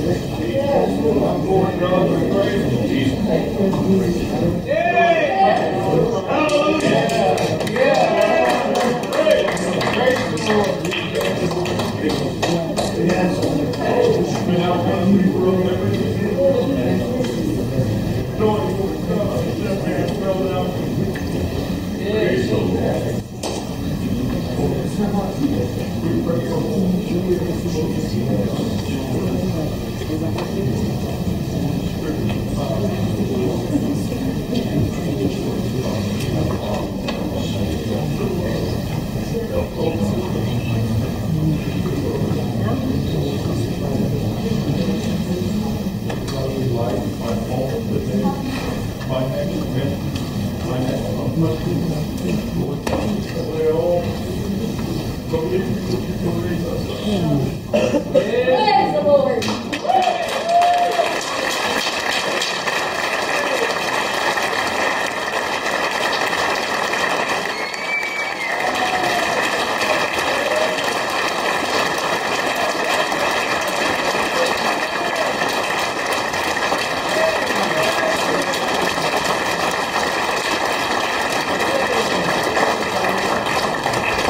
Ron, and that is the start of many. Amen.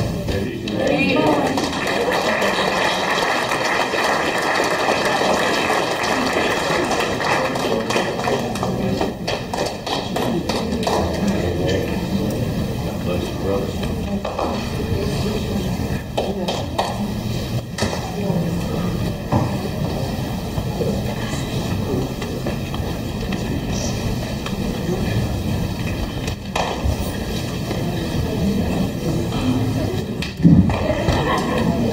Good morning. I would say it's a good place to be.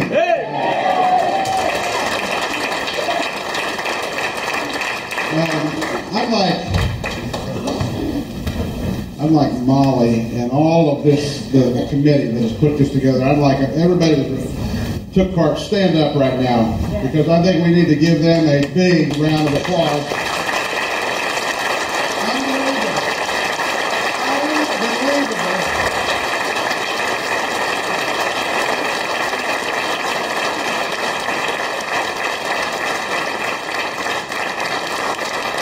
Thank you so much. You can be seated.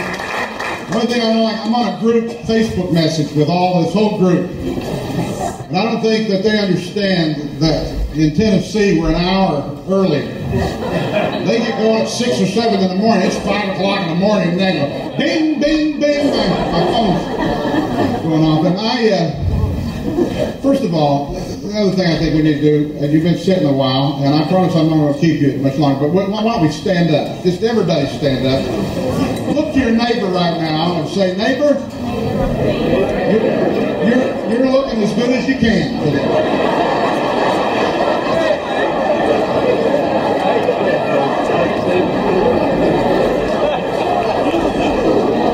Stretch your arms. All right, you can be seated.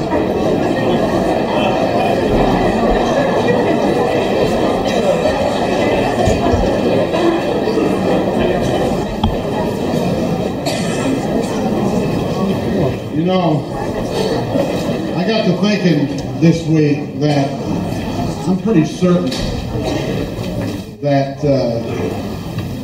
the devil called a meeting of all the demons in hell. And I'm pretty sure he told them, whoever had the big idea, whichever one of you minions had the idea to introduce drugs into Molly Raper's family, it was a really dumb idea, because that woman is on a mission from God. Molly, what a tremendous person you are. Every church needs a Molly Raper.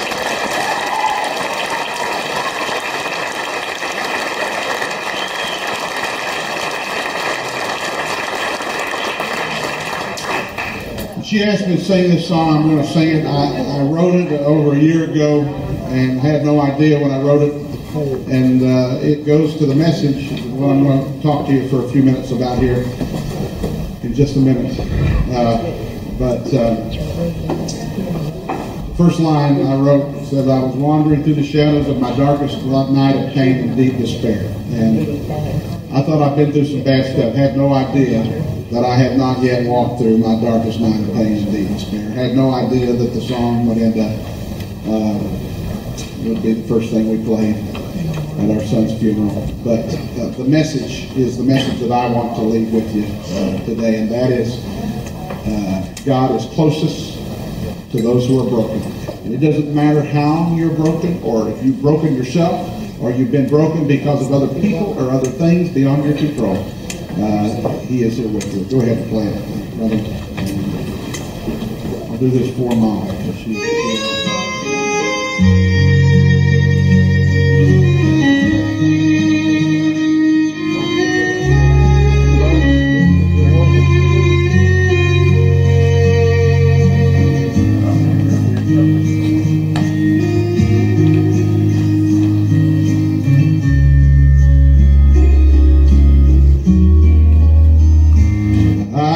Wandering through the shadows of my darkest night of pain and deep despair,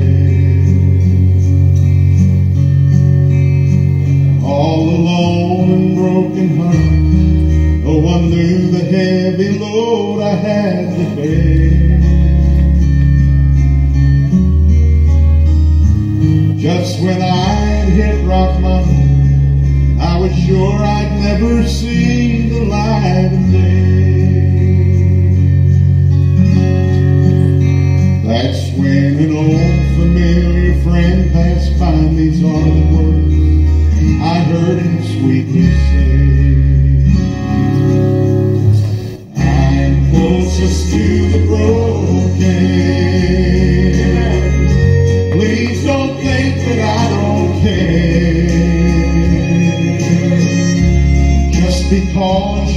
cannot see me doesn't mean that I'm not there. I watch over all my children. Listen closely when they call. But the one that's broken-hearted, well, that's my favorite child of all. Now listen, my friend today may be walking that same dark and lonely path we all must trod.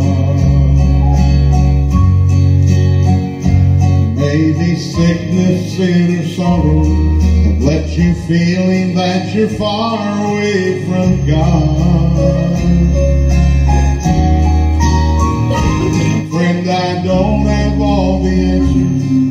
Through my valley there's one thing I know is true. Our God can mend the broken pieces, and I know for sure He's gonna see you through.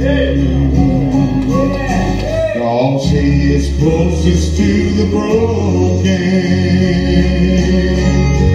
Please don't think He doesn't care.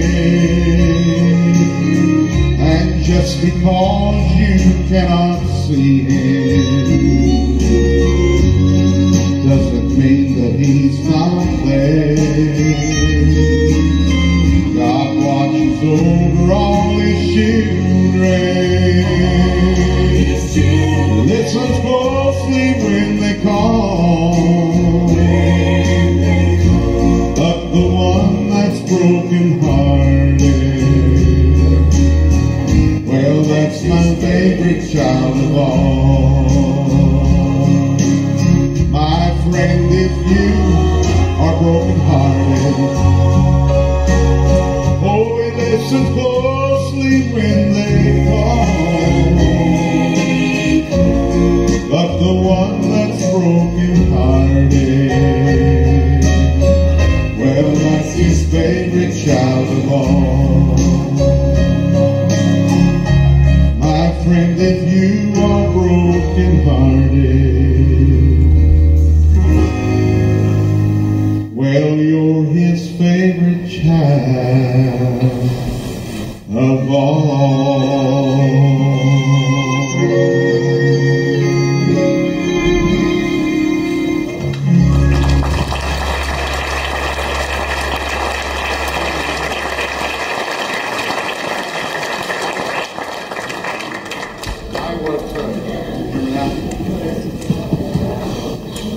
I was thinking about, really, because I knew this was a different kind of service, I really seriously thought about dressing, going just completely casual.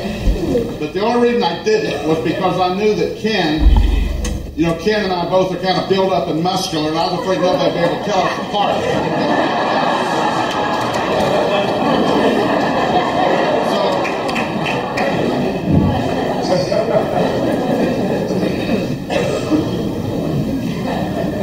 I just have a quick question for you.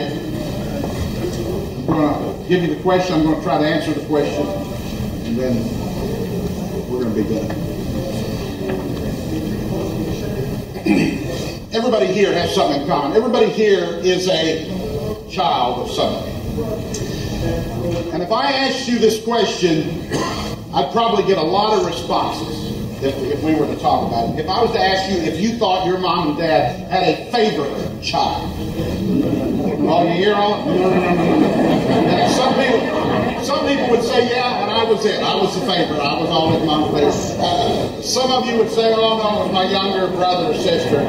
See, okay, quiet. All right, don't talk about it now.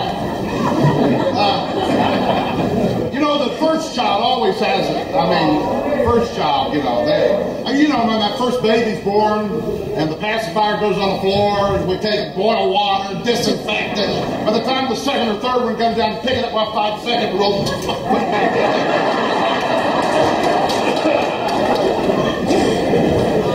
Am I right or am I wrong?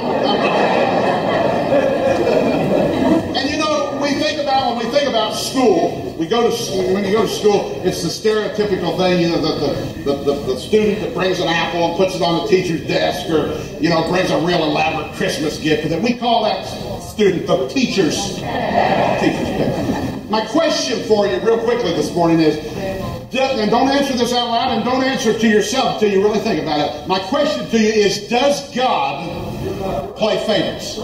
Does God play favorites? And don't answer that real quick. I mean, I want you to think about it. Now get it. I understand I'm in a Free Will Baptist church. I work for the Free Will Baptist denomination. I understand that we believe when it comes to the cross and when it comes to salvation that God does not play favorites. I mean, I get that. In other words, as a matter of fact, the best way that I could describe salvation, if you don't understand what being a Christian is you just go to Isaiah 53:6. Here's what Isaiah 53:6 says. It says, all we like sheep have gone astray. You get that, right? We're all sinners, and there's no such thing. God doesn't rate sin like we do. There's no such thing as good sinners and bad sinners. We are all in the same shape. All means all. All we like sheep have gone astray. But then it goes on to say, and the Lord hath laid on him, that's Jesus, the sin of us all. Amen.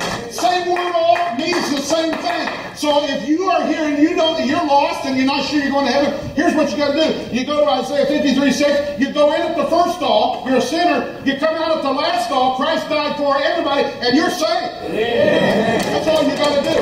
And so I understand that in relation to salvation, God does not play favorites. But my question remains, are there some circumstances in his dealing with people? Does God pay attention? Is he closer to some than he is others? And I present to you that the answer to the question is yes. And I think I can prove it from Scripture real quickly. But if that is the case, if we would say that God does play favorites, then the obvious next question is what? Well, who's God's favorite? Now, you ought to think when you come to church. I believe that. If we were to think about that, well, who would God's favorite be? I'd have to think of somebody like, somebody real spiritual, like Billy Graham. I just preached revival just over the mountain from Billy Graham, where he lives right now. I actually met Franklin in the restaurant there last Sunday, and boy, Billy Graham, somebody's seen thousands of people saved through his ministry. I mean, it's got to be somebody like that. It's got to be. Or maybe somebody like, Jack Van Impe, the guy with the white wavy hair on TV with his wife Rexella there, when he's preaching. And, Jack Van Impe, they call him the Walking Bible. Do you know why they call him the Walking Bible? Because Jack Van Impe has memorized 14,000 verses of Scripture, including virtually the entire New Testament. Did you hear what I just said?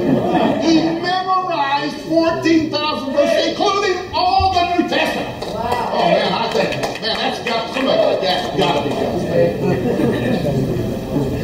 Or maybe it's somebody like Joe Hedgeland. Now that name probably doesn't mean anything to you, but Joe Hedgeland in 1936 from Johnstown, Pennsylvania, walked into the First United Methodist Church of Johnstown, Pennsylvania as a 6-year-old boy, went to Sunday school. And you say, big deal. Lots of people go to Sunday school. People do it every week. Yeah, but Joe Hedgeland went back the next Sunday and went to Sunday school again. And the Sunday after that. And for the entire next year. And when he died, you can look it up. You can Google anything. Google Joe Hedgeland from Johnstown, Pennsylvania. When he died, Joe Hedgeland had 80 years perfect attendance in Sunday school. And you think about it. You think about sickness. You think about vacations. You think about bad weather. 80 years straight through. Every week in church. Wow. Somebody like that's got to be God's favorite. But that answer would be no. None of those. None of the above. The answer is found in Psalm 34 and verse 18. And here's what Psalm 34:18 says. The Lord is nigh. That means he is near. That means he is closest unto them that are of a broken heart, and save such as be of a contrite. That word contrite means crushed spirit. If you don't hear anything else that I say this morning, here it is. The God that I serve is attracted to brokenness. And here's the way the devil works. The devil makes you think that because you are broken, you are 100 miles away from God. But the reality is the devil is a liar. The thing that you think makes you furthest away from God, he is closest to you. You are God's favorite. He is closest to those who are broken. He is nigh to the broken. And that, you know what I love about that verse? It doesn't have any qualifiers. It doesn't give reasons why you're broken. It just says if you're broken. You know, people are broken. There are broken people in every pew of this church today. A lot of broken people here. People get broken for a lot of reasons. Some people get broken because of sickness. You know, if you're sick long enough, I mean, talking about physically sick, it'll mess with you mentally, emotionally. It'll mess with your brain. Discourage you.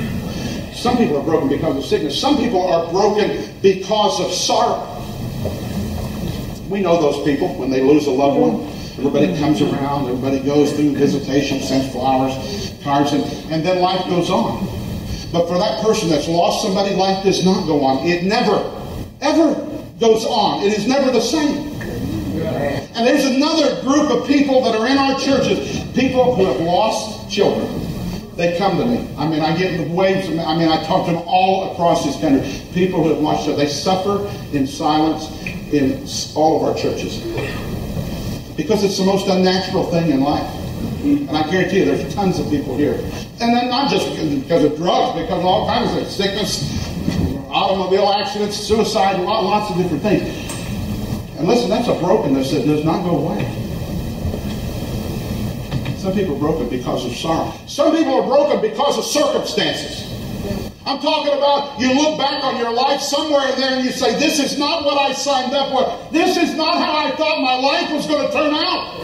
I mean, I married that woman. I mean, I thought she was a beauty queen.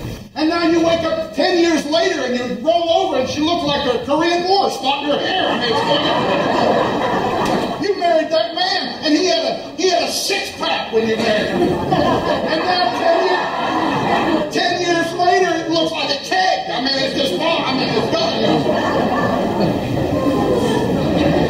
This is not how I thought my life was going to be. Circumstances. Some people are broken because of sin. Bad choices. Brought it on ourselves. Haunted by the past. Haunted by the present. Lots of different sins. And you know, Hebrews talks about the sin, laying aside the sin that so easily besets you. Can I ask you a question? What is the sin that easily besets you? What's the one that doesn't have to, it tracks you down real quick? Over and over again, you keep you mess up over and over again. I mean, you keep screwing up. I should have said screwing up. Well, I mean, you said you think for a question.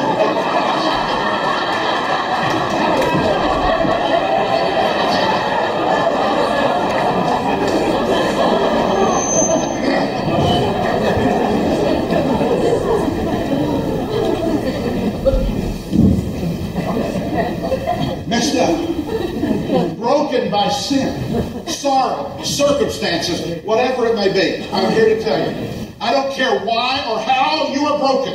As you come here, you are God's favorite.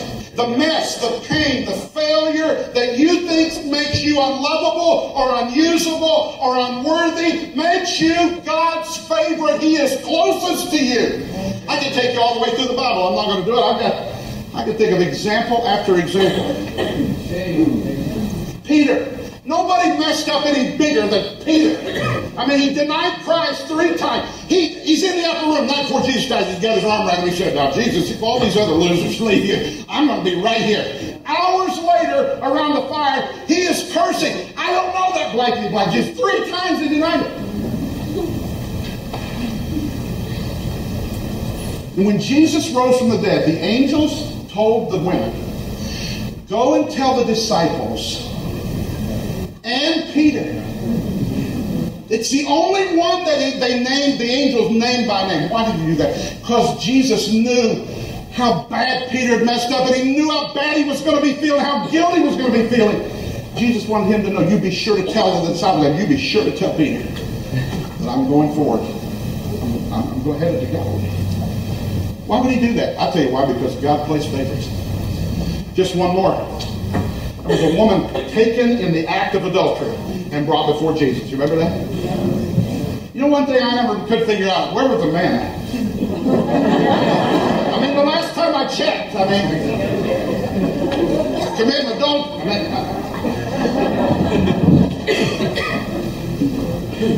they throw her at Jesus' feet. The law says she deserves to be died.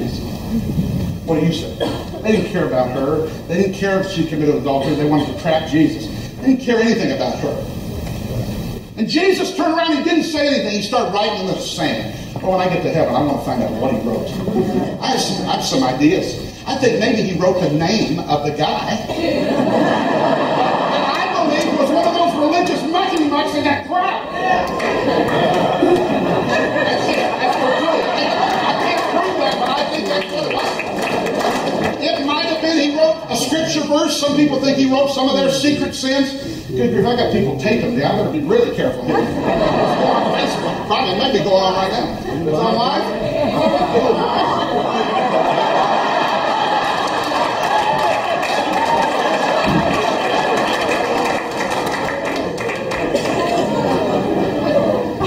Hey, God can save and forgive an addict. He can forgive a Free Will Baptist preacher, too.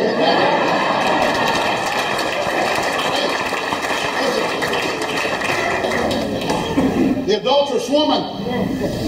I don't know what he wrote on the ground, but when Jesus got up, he looked around, and all those guys, they're out every door, they're gone.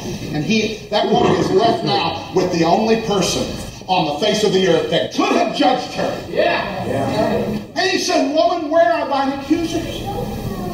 Are there any left? She said, none, Lord. And he said, neither do I condemn thee. Go and sin no more. Praise God.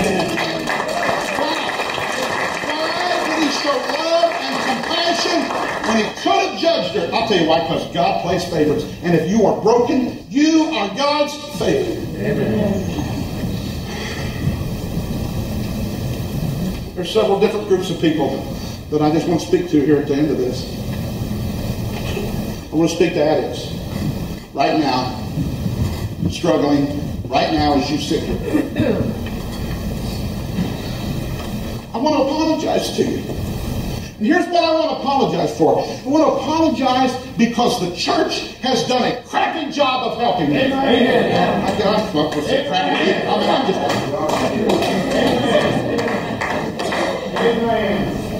the place where people ought to be able to go for help is the place where they are most embarrassed and ashamed to admit their problem. Do you know why? Because most of the time, church people, we rate sin. Here's how we rate sin. Well, the stuff that we do, it's not so bad. All that, drinking and sleeping around and doing drugs, that's the bad stuff. And then there's the stuff that I do. That's not so bad. My sin, your sin is a whole lot sinnier than mine is. Look, my son was a believer. He struggled. He struggled and he fought all the way. And if you were at the funeral, you've seen the funeral. I mean, leading Bible studies, that's his Bible. I'm preaching out of his Bible today. But we question that. Can somebody that's a believer, can they be struggling? Look at me. Look up here. I'm easy to spot. It's easy to see for you today what I struggle with. I struggle with food. But get it now. Get it now. Drug addiction is not in the Bible as a specific laid out as a sin, but gluttony is. But we in the church, we don't judge people for gluttony. We even encourage it. What are we doing after this? What are we doing?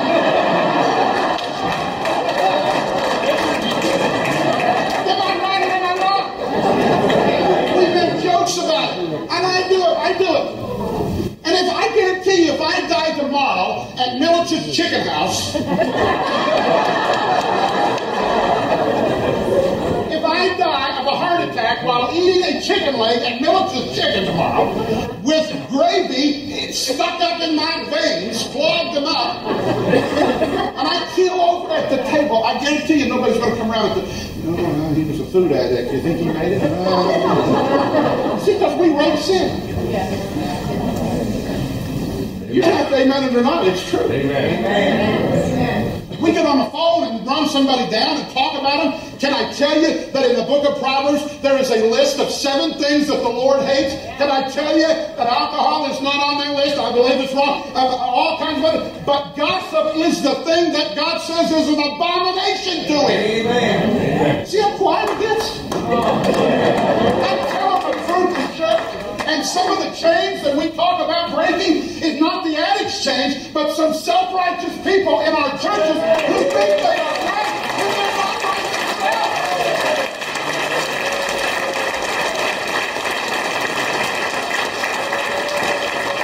We got to break some chains, and you think it's just the poor addicts. It's not. We got a lot of people that need some chains broken. That's right. Amen. Hey. Tell you, there's a group of people here that you're observers. You came here, you don't really know anybody affected by this, and you don't understand it. Let me tell you, these people, can I speak for them for a minute? The people that are here struggling, they don't need to be told what they know what they are. They live with it every day. Yeah. The lying, the cheating, the people that they totally pushing away, the people that they love the most. They hate it. They don't want to be it. Please don't make it worse. I talked to a pastor's wife in North Carolina. The first time I shared our story, 1,100 people in Hayesville, North Carolina, for an hour after the service, I stood. People came at me from every direction telling me their story. A pastor's wife, she had surgery. She got hooked on a lot of times the drug pusher is not down on the corner. Right.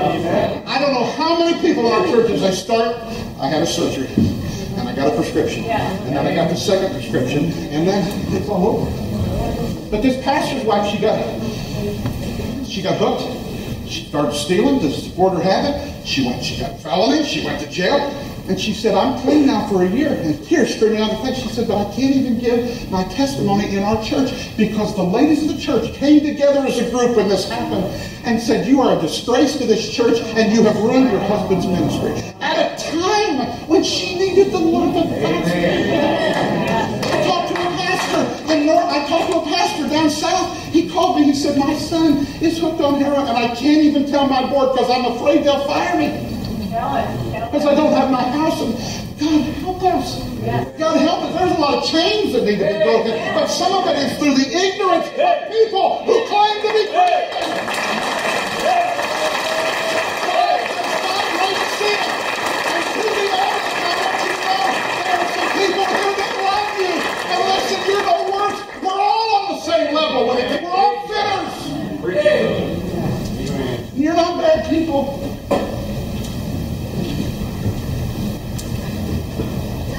I don't understand it. My son, he tried to help me. One time I remember driving. He said, Dad, he said, the best way I could describe it. He said, imagine he took a piece of gum. He said, if I told you that you paid $15 for this piece of gum, and for the next few minutes, if you just chewed that piece of gum, every problem you had for a moment is gone. It's gone.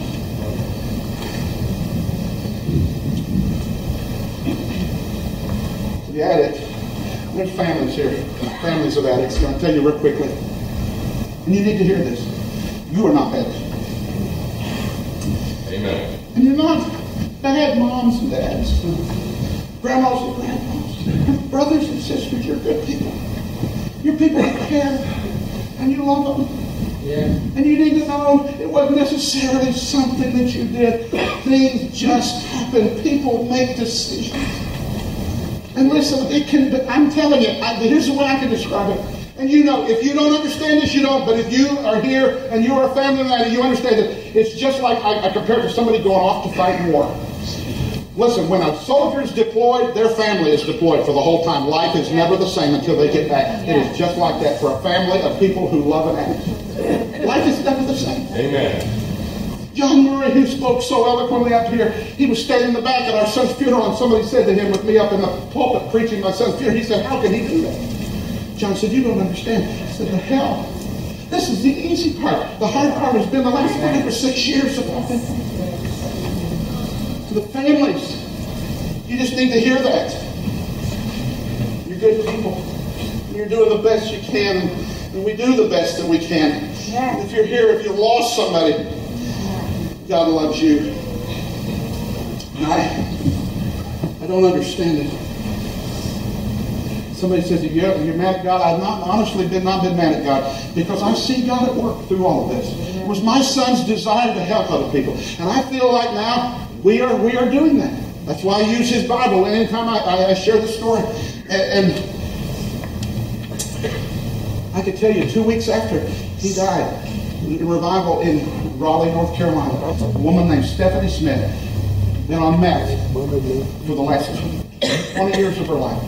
She went to prison for 6 years. She got out. She immediately violated her probation, used again, went to jail. She got out of jail on Tuesday. I was in revival in Raleigh. She got out of the Raleigh jail.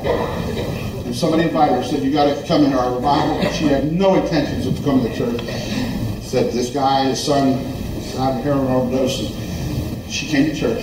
4 hours after she got her freedom physically, she came to the altar that night in that service, and she got her freedom spiritually. She got saved. She gave her life to the Lord.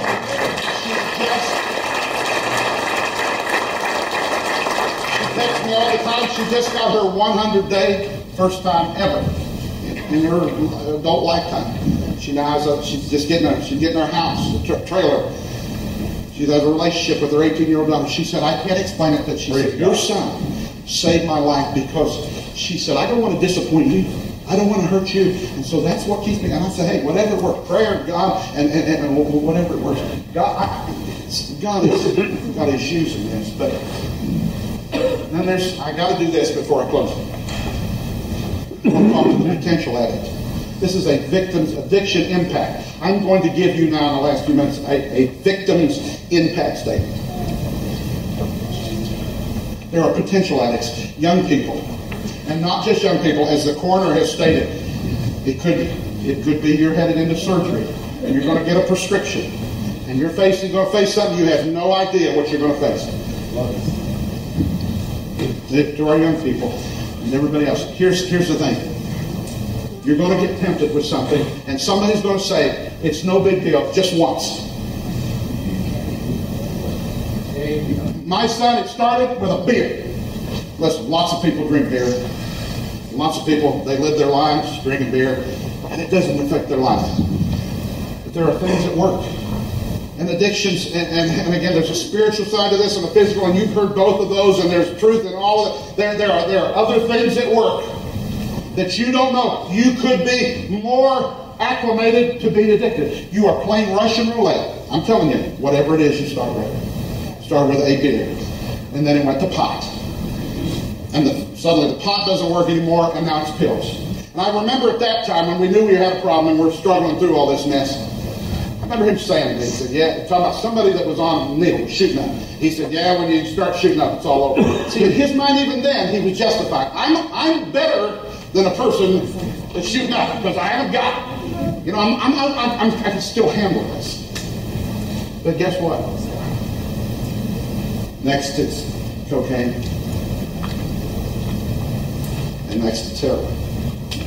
And all the other were just like it was a fairy. But heroin, that became that's the drug of choice. And now we're in battle for life and death. And again, he's trying desperately. He told his brother one time, he said, I don't know.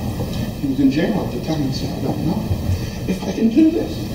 And again, and I understand the spiritual aspect, and I do believe, and we teach and preach that Jesus is a chain breaker. Some people, man, thank God for a testimony like this, and there are others here, I know, where Jesus dramatically changed your life. I'm telling you, he believed. He told me one time, he said, sometimes, he said, one of the counselors had said, when God can't get to the man of God, he'll attack his family. He's struggling. 9 months clean. Okay, I want you to listen. It's just one. It's just one beer. It's just pot. It's no big deal. Listen to me. You really want to take that chance? Do you really want to take that chance? That you may be going down a road that's leading you to something you have no idea. You're going to get a tiger by the tail that you do not know what to do. 9 months. He gets out of court-ordered rehab, so now he has a job. So we go down to get his car out of storage. We pull the door up to the storage unit where his car's at. And he goes in, and on the ledge he picks something up. It's a tail light bulb off of the license plate bulb off of his car.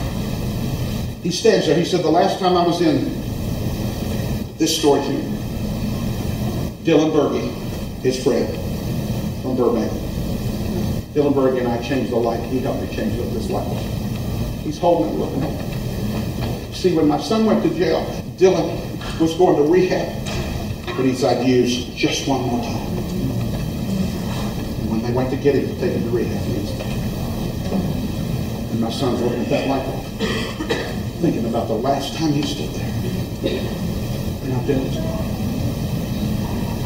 We get his car. My son begins his job. He's doing good.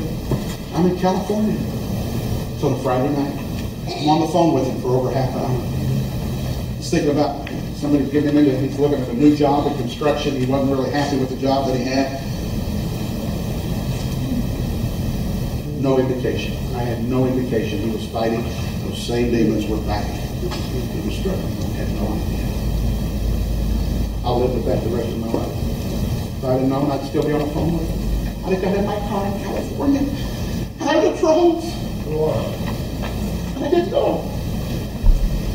You want to do that to your family? See, I understand what you said. Not everybody's going to heaven. My son had a testimony. He was, and I tell people, his struggle's over, but our hell has begun right here. You want to do that to your family? I had no idea. And the next day, I'm driving and I'm outside of San Francisco. And I'm in a hotel parking lot. Now we know we can't get a hold of him, and we know something's bad wrong. And I've got a hold of somebody. I'm looking at the call log, and everybody here knows. If you've got a family, you know the whole deal. You're running through, and I get a hold of somebody. And I'll go over and see if I can find him. And I'm in my car. I can remember exactly where I was at. And here's how I found out. I'm talking about one time. Are you listening? One time. It'll be okay. It's just once. Here's what I believe this is what my son's thinking. It's Friday night. He's down to only being drug tested one time a week. That wasn't going to come to the end of the next week. He doesn't really like his job. He's getting a new job. It doesn't matter if he doesn't work Saturday. He'll just once. And it'll be okay, and he'll get back on track. It'll be okay. That's how the devil works. There is a way that seems right unto man, the end thereof are the ways of death. It'll be okay, just once. But see, you haven't used it almost a year. Your body does not tolerate it. And you don't know what you're going to get these days on the streets. Right here in Akron, heroin, I'm understanding, from China, cut with fentanyl. But there's some we haven't talked about, and that's carfentanil. Fentanyl, 50 to 100 times more stronger than morphine. Carfentanil is rhinoceros tranquilizer. It is deadly. You can overdose from just being around it. And that night, when the toxicology report came back, my son had carfentanil. He died of carfentanil. Saturday, I got this guy, and he's over there. It's no, oh, listen, I would have given anything to have a chaplain come and, Mr. McComas, we're so sorry. And I've never told this to anybody, nobody. But I want you to listen. I'm talking to potential addicts. I'm trying to help you. You want to do this to your family. I am in California by myself. And here's my notification. The guy's down on the ground. He's looking up in the apartment. And they're yelling out the window. Matt's effed up. He's really effed up. It's my son you're talking about. The baby boy that I held. The first one. I played video games with him through couch in the backyard. That's what I did. That's how I found out he was dead. He said, "That's effed up." What does that mean? How bad is it? Another voice comes on. I'm sorry.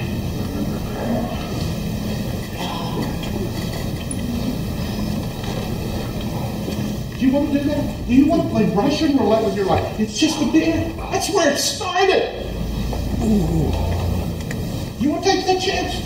Do you love? Is there anybody in your life that you love? Do you want that to happen? And if you're here,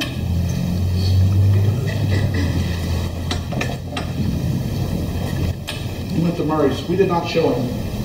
Not because we couldn't. I knew he was a private person. He would not want people to look at him for 4 hours. So we made that choice. But the people that needed to,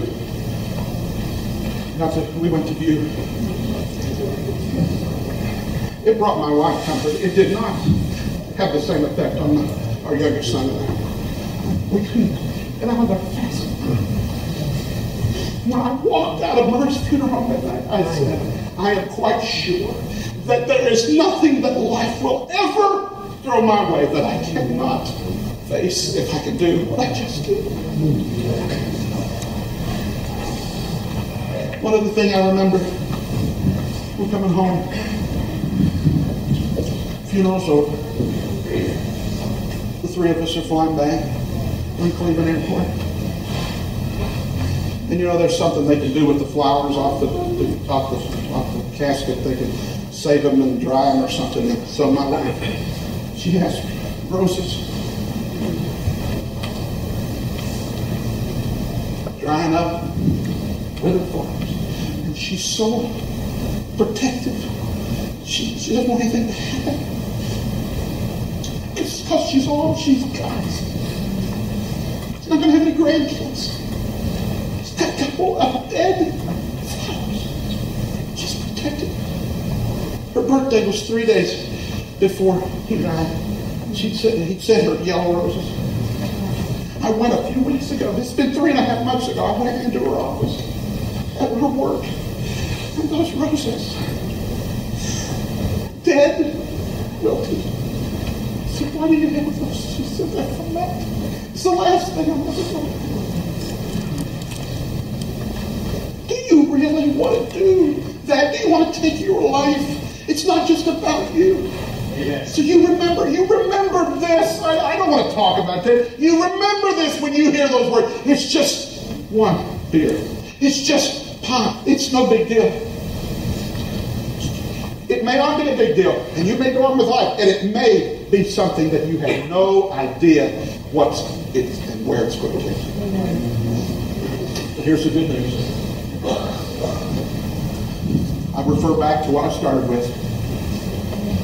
No matter what you're going through, no matter where you're at in your life, He is closest to the broken. God plays favorites. And if you are here and you're broken, maybe you're going through this with a family member, maybe you are going through it, I'm telling you, God loves you. Amen. Like you're His only child. Listen, I'm telling you, at it, if God had a refrigerator, your picture would be on his refrigerator. I'm telling you, He's the closest. He loves you. And I love you. These people that have worked to put this service on love you. And He is only a prayer away. Amen. He is only a prayer away. There's a lady that I see here, and I'm done. I thank you for your patience. I know this has went over what it's supposed to, but Carol Miller is sitting back here. Wave at us, Carol. Carol was my walking coordinator for religious ed in Norway for our religious ed program, but she's also the aide for a young boy by the name of Caden. Caden was born with arthrogryposis and AMC. It's a muscular disease that affects everybody differently, but Caden, long story short, he can only use his feet, pretty much. He runs his wheelchair with his feet. I mean, he can do a lot. It's amazing. He's just an amazing kid. He's a brilliant kid. Carol obviously goes with him through the day at school, and he started coming to my religious ed class. Why I really liked the kid. But there's things I began to notice in my religious ed class that I never noticed before. We do our hand motions and our songs and our scriptures. Kate couldn't do it, you know, he was in that wheelchair. And I'd say, hey kids, come on, get your candy. At the end of class, there's Kate sitting in that wheelchair. And one day it snowed. And Carol's there, and Caden's all bundled up, and we got to walk from the school over to the building. And Carol said, you know, we don't have to go, you know, we got the snow. And Caden was sad because, you know, it was his favorite class, his favorite time. I said, oh no, if anybody's going to religious ed, Caden is going. I don't care what we have to do if we have to pick up the wheelchair. Caden's going to religious ed. So we got there, he's out there slipping, sliding across the parking lot in his wheelchair. He's running that thing with his feet. We get over to the steps, the wheelchair ramp, and he gets stuck. And I'm back there behind that, and I'm slipping, sliding, almost falling on the ground, and we're pushing that wheelchair. And you know, so we go back. I said, no, we are not going back. We're going to get him up there. And right while I was pushing that wheelchair, God spoke to me. He said, do you know why? Do you know why you care so much about that kid? Do you know why? He is so special to you, and he is your favorite student. It is because of his brokenness. It's almost like God said, that is exactly the way I am with my children. I asked Krista to come. I think Krista's going to sing. With every head bowed and every eye closed, thank God for those that have already come. There is one solution to this problem. Whatever your problem is, whatever your need is, Jesus is the answer. Now you tell me what the question is. Jesus is the answer. And just with every head bowed and every eye closed, she's going to sing in just a minute. But before she does, would there be somebody say, preacher, I'm here, and I'm broken. I don't care. I don't need to know what it is. But right now in my life, I'm going through some stuff, and I am a broken person. I am one of those that you're talking about. Whether sin, sorrow, circumstances, whatever it may be, I am broken, and I stand in need. I'm not going to embarrass you. I'm not going to pull you down here. I just want to pray for you. Would you lift your hand and be honest enough to say, I am broken in some area of my life. God bless you. Hands in every section of the building. Thank you. God bless you. All hands in every pew. Somebody said you preached to broken hearts, you'll never lack for an audience. God bless you. You can put them down. Thank you.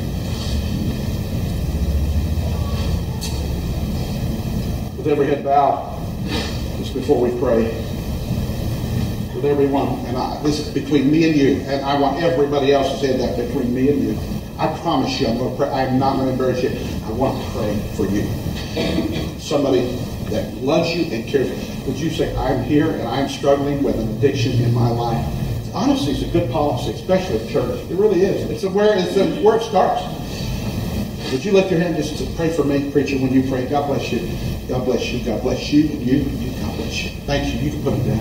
I appreciate so much that I was saying.